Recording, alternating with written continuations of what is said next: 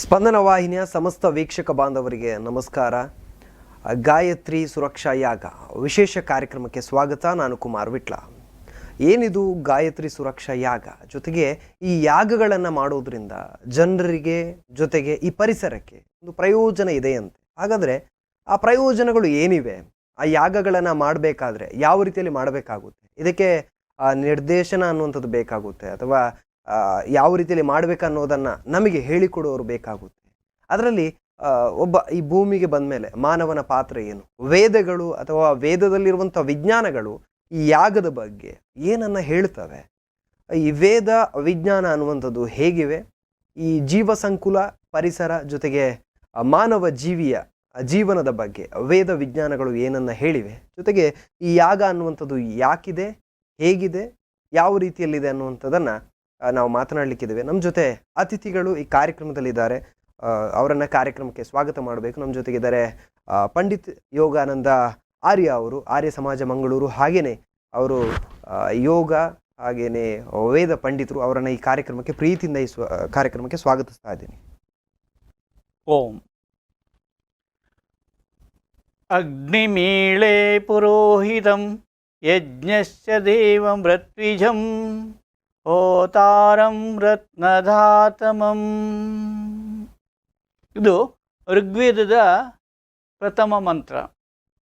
ಈ ಋಗ್ವೇದದ ಪ್ರಥಮ ಮಂತ್ರ ಏನು ಹೇಳ್ತದೆ ಅಂದರೆ, ಅಗ್ನಿಮೀಳೆ ಪುರೋಹಿತಂ ಯಜ್ಞಸ್ಯ ದೇವಂ ಋತ್ವಿಜಂ ಹೋತಾರಂ ರತ್ನಧಾತಮಂ.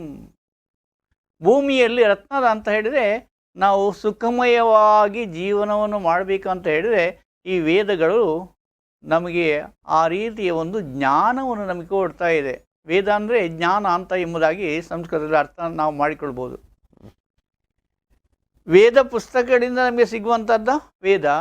ಆ ವೇದ ಮಂತ್ರಗಳನ್ನು ಯಾವ ರೀತಿಯಾಗಿ ರಚಿಸ್ತಾರೆ ಅಂತ ಹೇಳಿದರೆ, 4 ವೇದಗಳಲ್ಲಿ ನಮಗೆ ಯಾವುದು ಋಗ್ವೇದ, ಯಜುರ್ವೇದ, ಸಾಮವೇದ, ಅಥರ್ವವೇದ, ಈ 4 ವೇದಗಳಲ್ಲಿ ನಮಗೆ 20,575 ಮಂತ್ರಗಳು ಸಿಗ್ತಾ ಇದೆ. ಈ 25,000 ಮಂತ್ರಗಳು ಕೂಡ ಎಲ್ಲಿ ಕೂಡ ಒಂದಕ್ಕೊಂದು ವಿರೋಧವಾಗಿ ಇಲ್ಲ. 4 ವೇದಗಳಿಗೆ ಒಂದಕ್ಕೊಂದು ವಿರೋಧವಾಗಿ ಇಲ್ಲ, ಕರೆಕ್ಟಾಗಿ ಒಂದಕ್ಕೊಂದು ಪೂರಕವಾಗಿಯೇ ಅದು ಇದೆ. ಹಾಗೆ ಆ ವೇದಜ್ಞಾನ ಎಷ್ಟವನ್ನು ಅಳವಡಿಸಿಕೊಂಡು ನಮ್ಮ ಪೂರ್ವಜರು ಷೋಡಶಿ ಸಂಸ್ಕಾರ ಅಂತ ಹೇಳ್ತೇವೆ, ಗರ್ಭಧಾನ ಸಂಸ್ಕಾರದಿಂದ ಶವ ಸಂಸ್ಕಾರವರೆಗೆ ಮನುಷ್ಯನಾದವ ಯಾವ ರೀತಿಯಾಗಿ ಜೀವನವನ್ನು ಮಾಡಬೇಕು ಎಂಬುದನ್ನು, ಆ ಸಂಸ್ಕಾರವನ್ನು ಅದನ್ನು ಹೊಂದಿಸಿಕೊಂಡು ಅದನ್ನು ಜೋಡಿಸಿಕೊಂಡು ನಮ್ಮ ಸಂಸ್ಕಾರವನ್ನು ಮಾಡಲಾಗಿದೆ. ಹಾಗೆ ಅದು ಸತ್ಯ ವಿಚಾರವೆಂಬುದನ್ನು ಈಗ ವಿವಾಹ ಸಂಸ್ಕಾರ ಏನಂತೂ ವಾಹನ ಮುಂದೆ ಹೋಗ್ತದೆ, ವಾಹಿನಿ ಮುಂದೆ ಹರಿಯುತ್ತದೆ, ನದಿಗೆ ಹೇಳ್ತಾ ಇದ್ದೇವೆ. ಹಾಗೆ ಬ್ರಹ್ಮಚರ್ಯ ಆಶ್ರಮೆಯಿಂದ ಗೃಹಸ್ಥಾಶ್ರಮಕ್ಕೆ ಹೋಗಿ ದಂಪತಿಗಳು ಯಾವ ರೀತಿಯಾಗಿ ಜೀವನ ಮಾಡಬೇಕು ಎನ್ನುವಂತಹ ಸಂಸ್ಕಾರವನ್ನು ವಿವಾಹದ 21 ವಿಧಿಗಳಲ್ಲಿ ಹೇಳ್ತಾ ಇದೆ. ಹಾಗೆ ಗೃಹಸ್ಥನಾದವ ಅವರು ಯಾವ ರೀತಿಯಾಗಿ ಜೀವನವನ್ನು ಮಾಡಬೇಕು ಎಂಬುದನ್ನು ನಮಗೆ ಹೇಳಿದೆ.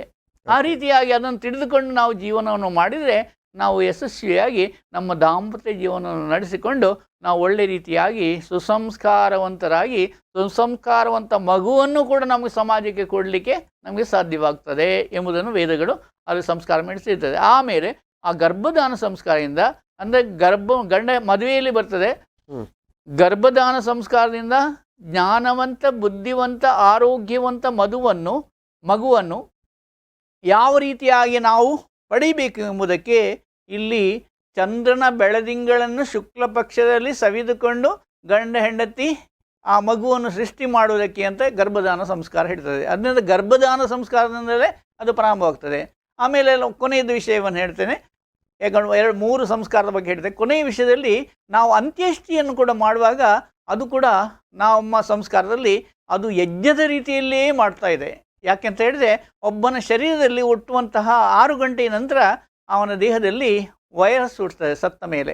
ಆ ವೈರಸ್ಸನ್ನು ನಾಶ ಮಾಡಬೇಕಾದ್ರೆ ನಾವು ಯಜ್ಞ ಮಾಡುವ ರೀತಿಯಲ್ಲಿಯೇ ನಾವು ಮಾವಿನ ಮರದ ಕಟ್ಟಿಗೆ ಮರವನ್ನು ಕಡಿದು, ಹಸಿ ಮರವನ್ನೇ ಕಡಿದುಕೊಂಡು ಅದಕ್ಕೆ ತುಪ್ಪ, ಸಾಮಗ್ರಿ, ವಸ್ತುಗಳನ್ನೆಲ್ಲ ಹಾಕಿಕೊಂಡು ಆ ದೇಹವನ್ನು ಯಾವ ರೀತಿಯಾಗಿ ನಾವು ಅದನ್ನು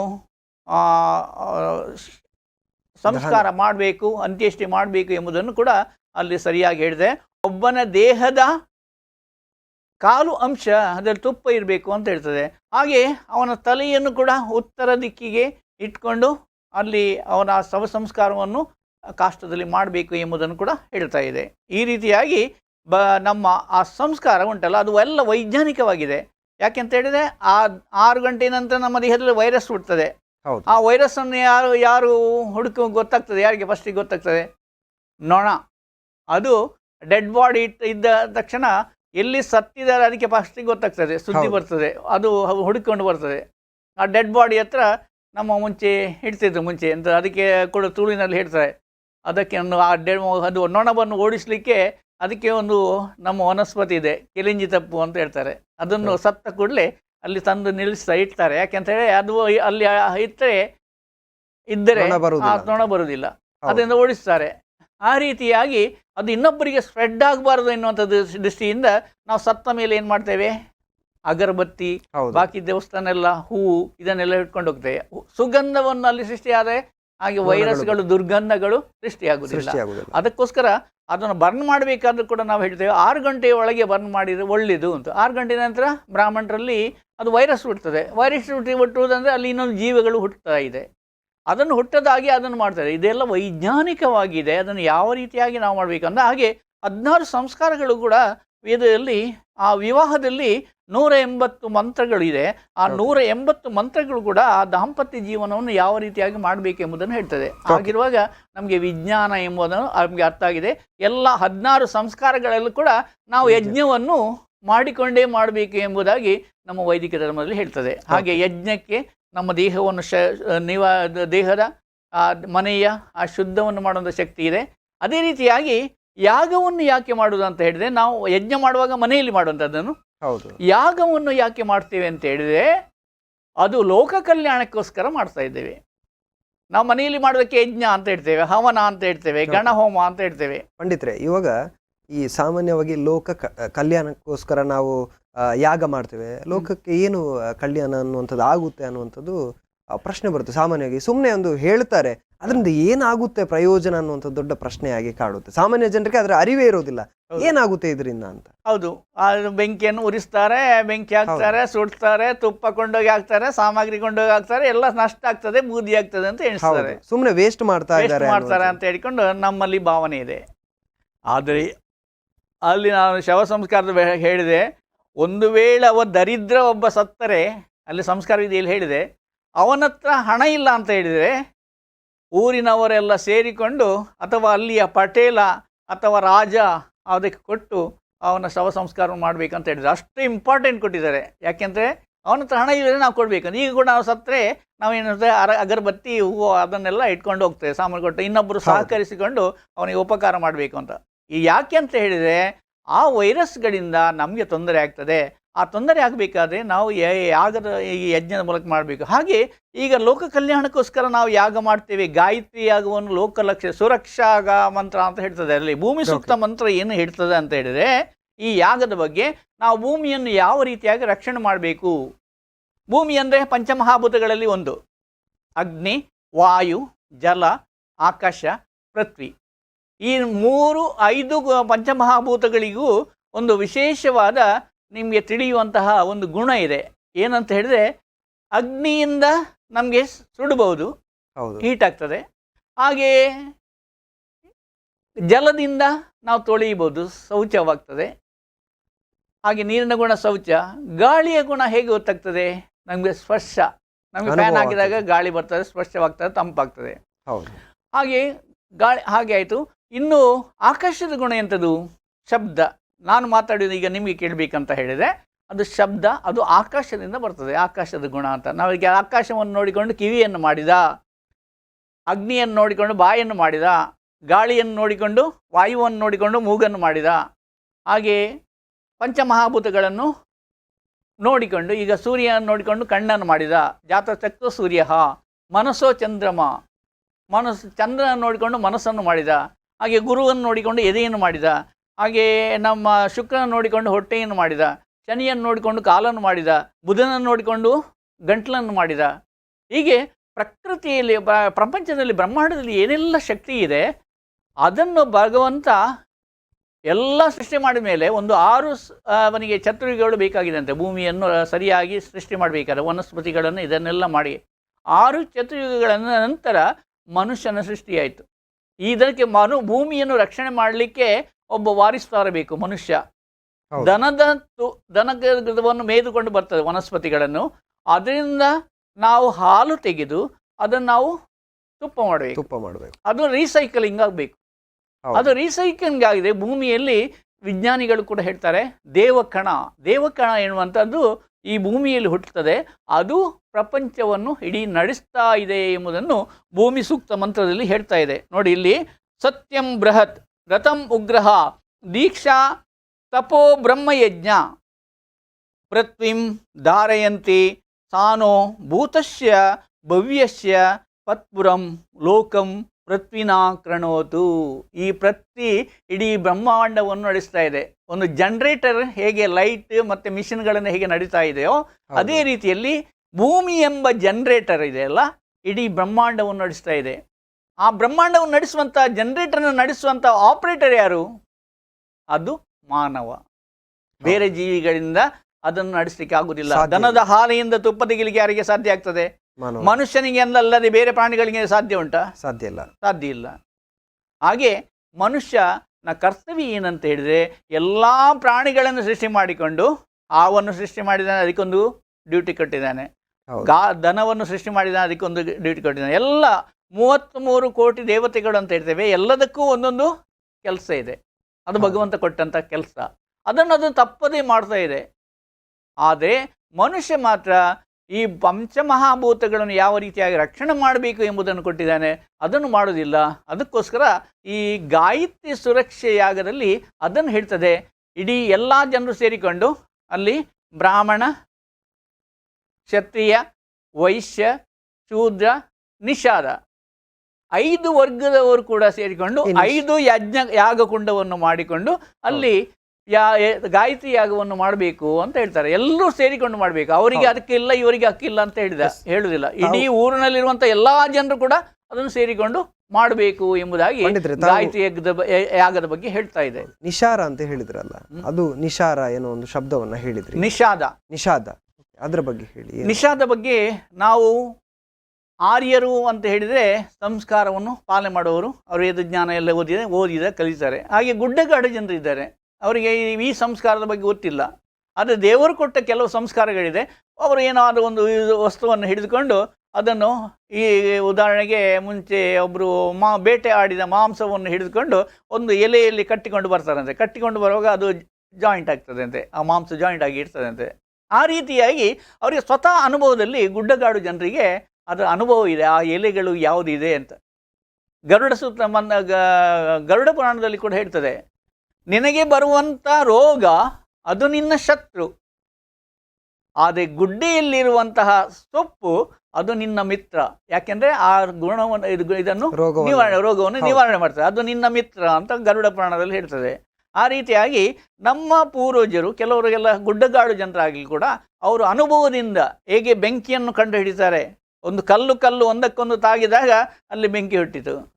ಹಾಗೆ ಆ ರೀತಿಯ ಅನುಭವದಿಂದ ಅಲ್ಲಿ ಭಾಗವತದಲ್ಲಿ ಏನು ಬರ್ತದೆ ಅಂತ ಹೇಳಿದರೆ, ಭಾಗವತದ ಅವಧೂತನಿಗೆ 1000 ಗುರುಗಳಂತೆ.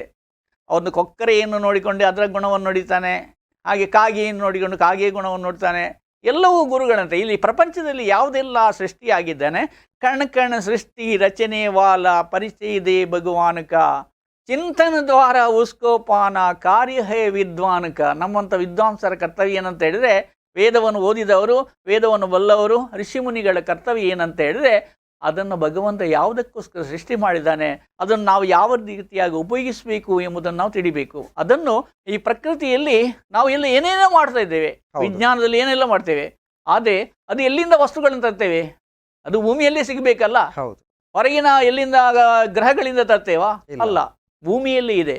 ಆ ಭೂಮಿಯಲ್ಲಿ ಇದ್ದನ್ನು ಯಾವ ರೀತಿಯಾಗಿ ನಾವು ಉಪಯೋಗಿಸಬೇಕು, ಮನುಷ್ಯನಾದವ ಯಾವ ರೀತಿಯಾಗಿ ಉಪಯೋಗಿಸಬೇಕು ಅಂತ ಮನುಷ್ಯನಿಗೆ ಯಥಾಪಿಂಡ ತಥಾ ಬ್ರಹ್ಮಾಂಡ.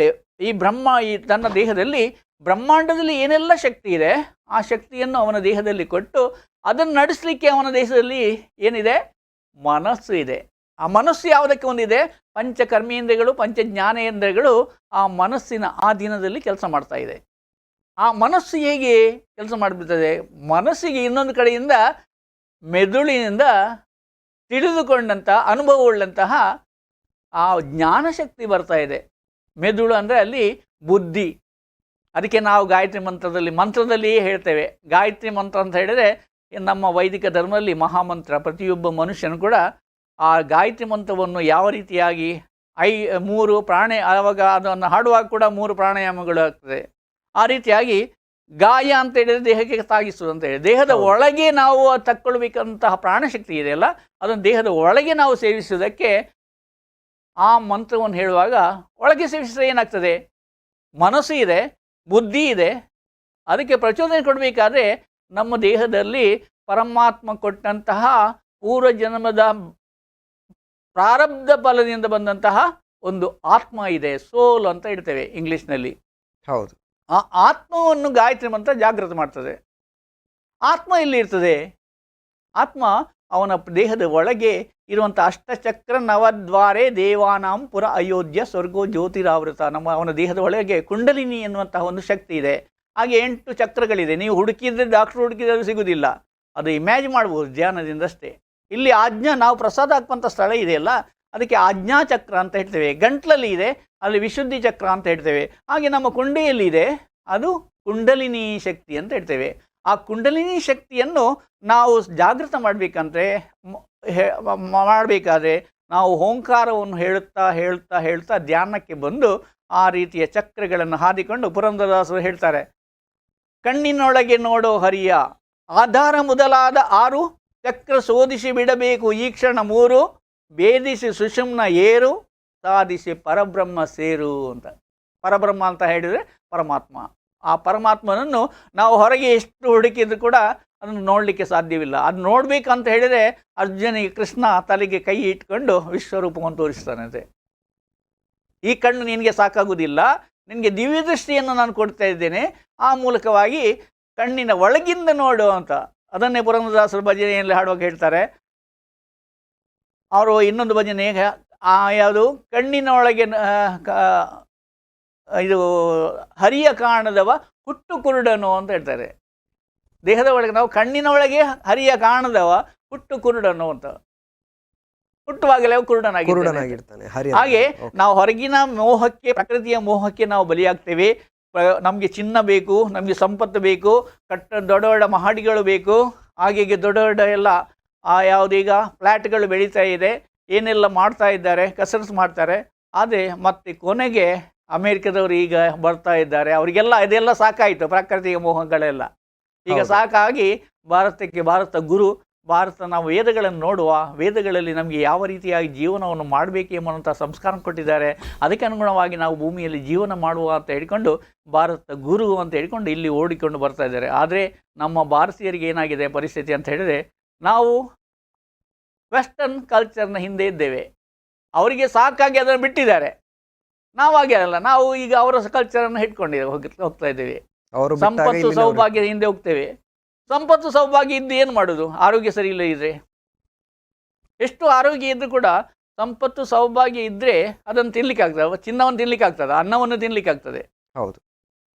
ನಮಗೆ ಮೋಹ ಯಾವುದು ಅಂತ ಹೇಳಿದ್ರೆ ಸಂಪತ್ತು ಸೌಭಾಗ್ಯದ ಮೇಲೆ. ಸರಿಯಾಗಿ ಸಾಯೋವರೆಗೂ ಕೂಡ ಸರಿಯಾಗಿ ಹೊಟ್ಟೆಗೆ ಬೇಕಾದನ್ನು ತಿನ್ನದೆ ಹಣವನ್ನು ಕಟ್ಟಿಕೊಂಡು ಅವನು ಕೊಂಡೋಗ್ಲಿಕ್ಕೆ ಆಗ್ತದಾ? ಇಲ್ಲ. ಹಣ ಹಣ ಹಣ ಹಣ ಅಂತ ಹೇಳ್ಕೊಂಡು ಮನಿ ಮೇಕಿಂಗ್ ಎಜುಕೇಷನ್ ನಮ್ಮದಾಗಿದೆ ಈಗ. ನಾವು ಕಲಿಯುವಂಥದ್ದು ಮನಿ ಮೇಕಿಂಗ್ ಎಜುಕೇಷನ್. ಇಲ್ಲದೆ ಬದುಕಲಿಕ್ಕೆ ಸಾಧ್ಯ ಇಲ್ಲ, ಹಣ ಮಾಡಲೇಬೇಕು. ಆ ಪರಿಸ್ಥಿತಿ ಆಗಿದೆ. ಆ ಪರಿಸ್ಥಿತಿಯನ್ನು ನಮ್ಮ ಸಮಾಜ ನಿರ್ಮಾಣ ಮಾಡಿದೆ ಎಜುಕೇಷನಲ್ಲಿ. ಅದಕ್ಕೆ ನಮ್ಮ ಚತುರ್ವೇದಿಯವರು ಏನು ಹೇಳ್ತಾರೆ ಅಂತ ಹೇಳಿದ್ರೆ, ನಮ್ಮ ಶಿಕ್ಷಣವನ್ನು ಬದಲಾಯಿಸಬೇಕು. ನಾವು ಮುಂಚೆ ಯಾವುದು ಗುರುಕುಲ ಶಿಕ್ಷಣವನ್ನು, ನಾವು ಭಾರತ ಶಿಕ್ಷಣಕ್ಕೆ ಮೂಲ, ಭಾರತದ ಶಿಕ್ಷಣಕ್ಕೆ ತಕ್ಷಶಿಲೆ ಇದು ನಳಂದ ಎಲ್ಲ ವಿಶ್ವವಿದ್ಯಾನಿಲಯ ಇರುವಾಗ ಹೊರಗಿನ ರಾಷ್ಟ್ರದವರು ಬಂದು ಇಲ್ಲಿ ಕಲಿತಿದ್ರು. ಮೊನ್ನೆ ಒಬ್ಬರು ಹೇಳ್ತಾರೆ, ಇಂಗ್ಲೆಂಡಿನವರು, ನಾವೆಲ್ಲ ಅಕ್ಷರಜ್ಞಾನವನ್ನು ಕಲಿಯದೇ ಇರುವ ಸಮಯದಲ್ಲಿ ಭಾರತದವರು ಋಷಿ ಮುನಿಗಳು ವೇದವನ್ನು ಬರೆದಿದ್ರು ಅಂತ. ಈಗ ಕೂಡ ಆ ವೇದದಲ್ಲಿ ನಾವು ಸತ್ಯವನ್ನು ಹೇಳ್ಬೋದು ಅಂತ ಪ್ರತಿಯೊಂದನ್ನು ಹೇಳ್ತೇವೆ. ನಾನು ಎಷ್ಟರವರೆಗೆ ಹೇಳ್ತಾ ಇದ್ದೇನೆ ಅಂತ ಹೇಳಿದ್ರೆ, ನಮ್ಮ ದೇಹದಲ್ಲಿ ಯಾವ ಯಾವ ಶಕ್ತಿಗಳನ್ನು ಯಾವ ರೀತಿಯಾಗಿ ಉಪಯೋಗಿಸಬೇಕು ಅಂತ ಎಂಬುದರಲ್ಲಿ ಗಂಡು ಮಗು ಹೆಣ್ಣು ಮಗು ಯಾವ ರೀತಿಯಾಗಿ ಹುಟ್ಟುತ್ತದೆ ಎಂಬುದನ್ನು ನಮಗೆ ಹೇಳಲಿಕ್ಕಾಗ್ತದೆ. ಅದೇ ಅರ್ಧನಾರೀಶ್ವರರಲ್ಲಿ ಅದು ಹೇಳಿದೆ, ಅದು ನಮ್ಮ ವಿಜ್ಞಾನ. ಪುರುಷನ ಬಲಕಡೆಯಿಂದ ವೀರ್ಯದಿಂದ ಗಂಡು ಮಗು ಹುಟ್ಟುತ್ತದೆ, ಎಡಕಡೆಯ ವೀರ್ಯದಿಂದ ಹೆಣ್ಣು ಮಗು ಹುಟ್ಟುತ್ತದೆ ಎಂಬುದನ್ನು ಅದನ್ನು ಸರಿಯಾಗಿ ನಾವು ತಿಳಿದುಕೊಂಡ್ರೆ ಆ ಮಗು ಹೇಗೆ ಹುಟ್ಟುತ್ತದೆ ಎಂಬುದನ್ನು ಮೊದಲೇ ನಾವು ಮಗುವಿಗೆ ಸಂಸ್ಕಾರವನ್ನು ಯಾವ ರೀತಿಯಾಗಿ ಕೊಡಬೇಕು ಅಂತ ಎಂಬುದನ್ನು ನಾವು ಹೇಳಲಿಕ್ಕಾಗ್ತದೆ. ನೆಲವನ್ನು ನೋಡಿ ಗಿಡವನ್ನು ನೆಡು, ಕುಲವನ್ನು ನೋಡಿ ಹೆಣ್ಣುತ್ತ ಅಂತ ಹೇಳೋದು ಅದಕ್ಕೆ. ಆ ರೀತಿಯಾಗಿ ಅವರ ಬ್ಯಾಕ್ಗ್ರೌಂಡ್ ಹೇಗಿದೆ ಅಂತ ಹೇಳಿದರೆ, ಒಂದು ಹೆಣ್ಣಿನಾಗಲಿ ಅಥವಾ ಗಂಡಿನಾಗಲಿ ಅವರ ತಂದೆ ತಾಯಿಯ ಸಂಸ್ಕಾರಕ್ಕೆ ಹೊಂದಿಕೊಂಡು ಅವರ ಗುಣ ಇರ್ತದೆ. ಅದಕ್ಕೋಸ್ಕರ ನಾವು ಆ ರೀತಿಯ ಸಂಸ್ಕಾರವನ್ನು ಪಾಲನೆ ಮಾಡಬೇಕು ಎಂಬುದಾಗಿ ವೇದಗಳು ಹೇಳ್ತಾ ಇದ್ದಾರೆ. ಅದನ್ನು ನಾವು ಪ್ರಸ್ತುತ ಸಮಾಜಕ್ಕೆ ತೋರಿಸುವುದಕ್ಕೋಸ್ಕರ ಈ ರೀತಿಯಾಗಿ ಗಾಯತ್ರಿ ಯಾಗವನ್ನು ಮಾಡಿಕೊಂಡು ಸಮಾಜಕ್ಕೆ ಈ ಸಂಸ್ಕಾರವನ್ನು, ನಾವು ಭೂಮಿಯಲ್ಲಿರುವಂತಹ ದುರ್ಗಂಧಗಳು ಬೆಳೀತಾ ಇದೆ. ಹೌದು, ಕೊರೋನಾ ವೈರಸ್, ನಾವು ಎಷ್ಟು ಕೋಟಿ ಕೋಟಿ ಹಣ ಖರ್ಚು ಮಾಡಿದೆ, ಅದು ಕೂಡ ಅದನ್ನು ಸರಿ ಮಾಡಲಿಕ್ಕೆ ಆಗುವುದಿಲ್ಲ. ಆದರೆ ನಮ್ಮ ಈ ಯಾಗ ಯಜ್ಞದ ವೇದದ ದಾರಿಯಲ್ಲಿ ಕಮ್ ಬ್ಯಾಕ್ ಟು ವೇದ ದಾರಿ ಅಂತ ಹೇಳ್ತೇವೆ. ವೇದ ದಾರಿಗೆ ನೀವು ಬಂದರೆ ನಾವು ಒಂದು ಅರ್ಧ ಗಂಟೆ ಒಳಗೆ ಕೊರೋನಾ ವೈರಸ್ ಆಗಲಿ ಎಂಥ ವೈರಸ್ ಆಗಲಿ ನಾಶ ಮಾಡಲಿಕ್ಕೆ ಆಗ್ತದೆ. ಮೊನ್ನೆ ನಾವು ಯಾಗ ಮಾಡುವಾಗ ಸುರಕ್ಷಿತ ಯಾಗ ಮಾಡುವಾಗ ಅಲ್ಲಿ ಜನ ಎಲ್ಲ ಅಟೆಂಡ್ ಆಗಿದ್ರು. ಜನ ಅಟೆಂಡ್ ಆದಾಗ ಅವರು ಒಂದು ಅರ್ಧ ಗಂಟೆ 1 ಗಂಟೆ ಅವರು ಅಟೆಂಡ್ ಆದಾಗ ನಾವು ಅದರಲ್ಲಿ ಹಾಕಿದಂಥ 30 ಕಿಲೋ ತುಪ್ಪ ಹಾಕಿದ್ದೇವೆ. ಹೌದು.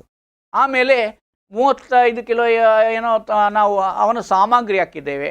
ಹಾಗೆ ನವಧಾನ್ಯಗಳು, ಬೇರೆ ಎಲ್ಲ ವಸ್ತುಗಳು, ಸಮಿತಿಗಳು, ಇದನ್ನೆಲ್ಲ ಹಾಕುವಾಗ ಏನಾಗ್ತದೆ ಅಂತ ಹೇಳಿದ್ರೆ, ನಾವು ಸಾಧಾರಣ ಒಂದು 50 ಕಿಲೋಮೀಟರ್ ಯಾರ್ಡಲ್ಲಿ ಏನೇ ಒಂದು ಯಾವುದೇ ಸಂಭವಗಳು ವಿಷಾನಿಲಗಳು ಉತ್ಪನ್ನವಾದ ಕೂಡ ನಾವು ವಿಷಾನಿಲಗಳ ಬಗ್ಗೆ ಹೇಳಿರುವುದು. ಮಧ್ಯಪ್ರದೇಶದಲ್ಲಿ ಈ ಗಾಯತ್ರಿ ಸುರಕ್ಷಾ ಯಾಗ ಜೊತೆಗೆ ಅದರ ಪ್ರಯೋಜನಗಳು, ಅದು ಮೊನ್ನೆ ಯಾವ ರೀತಿಯಲ್ಲಿ ಆ ಯಾಗವನ್ನ ಮಾಡಿದ್ದೀರಾ, ಜೊತೆಗೆ ಅದರ ಪ್ರಯೋಜನಗಳನ್ನ ಅಲ್ಲಿ ಭಾಗಿಯಾದವರು ಯಾವ ರೀತಿಯಲ್ಲಿ ಪಡ್ಕೊಂಡಿದ್ದಾರೆ, ಜೊತೆಗೆ ಇನ್ನು ಜನಗಳು ಕೂಡ ಅದನ್ನ ಪಾಲಿಸಬೇಕಾದ್ರೆ ಯಾವ ರೀತಿ ಪಾಲಿಸಬೇಕಾಗುತ್ತೆ, ಎಲ್ಲವನ್ನು ಕೂಡ ನಿಮ್ಮ ಜೊತೆಗೆ ನಾನು ಮಾತನಾಡಲಿಕ್ಕಿದ್ದೇನೆ. ಅದಕ್ಕೂ ಮುನ್ನ ಪುಟ್ಟ ವಿರಾಮ.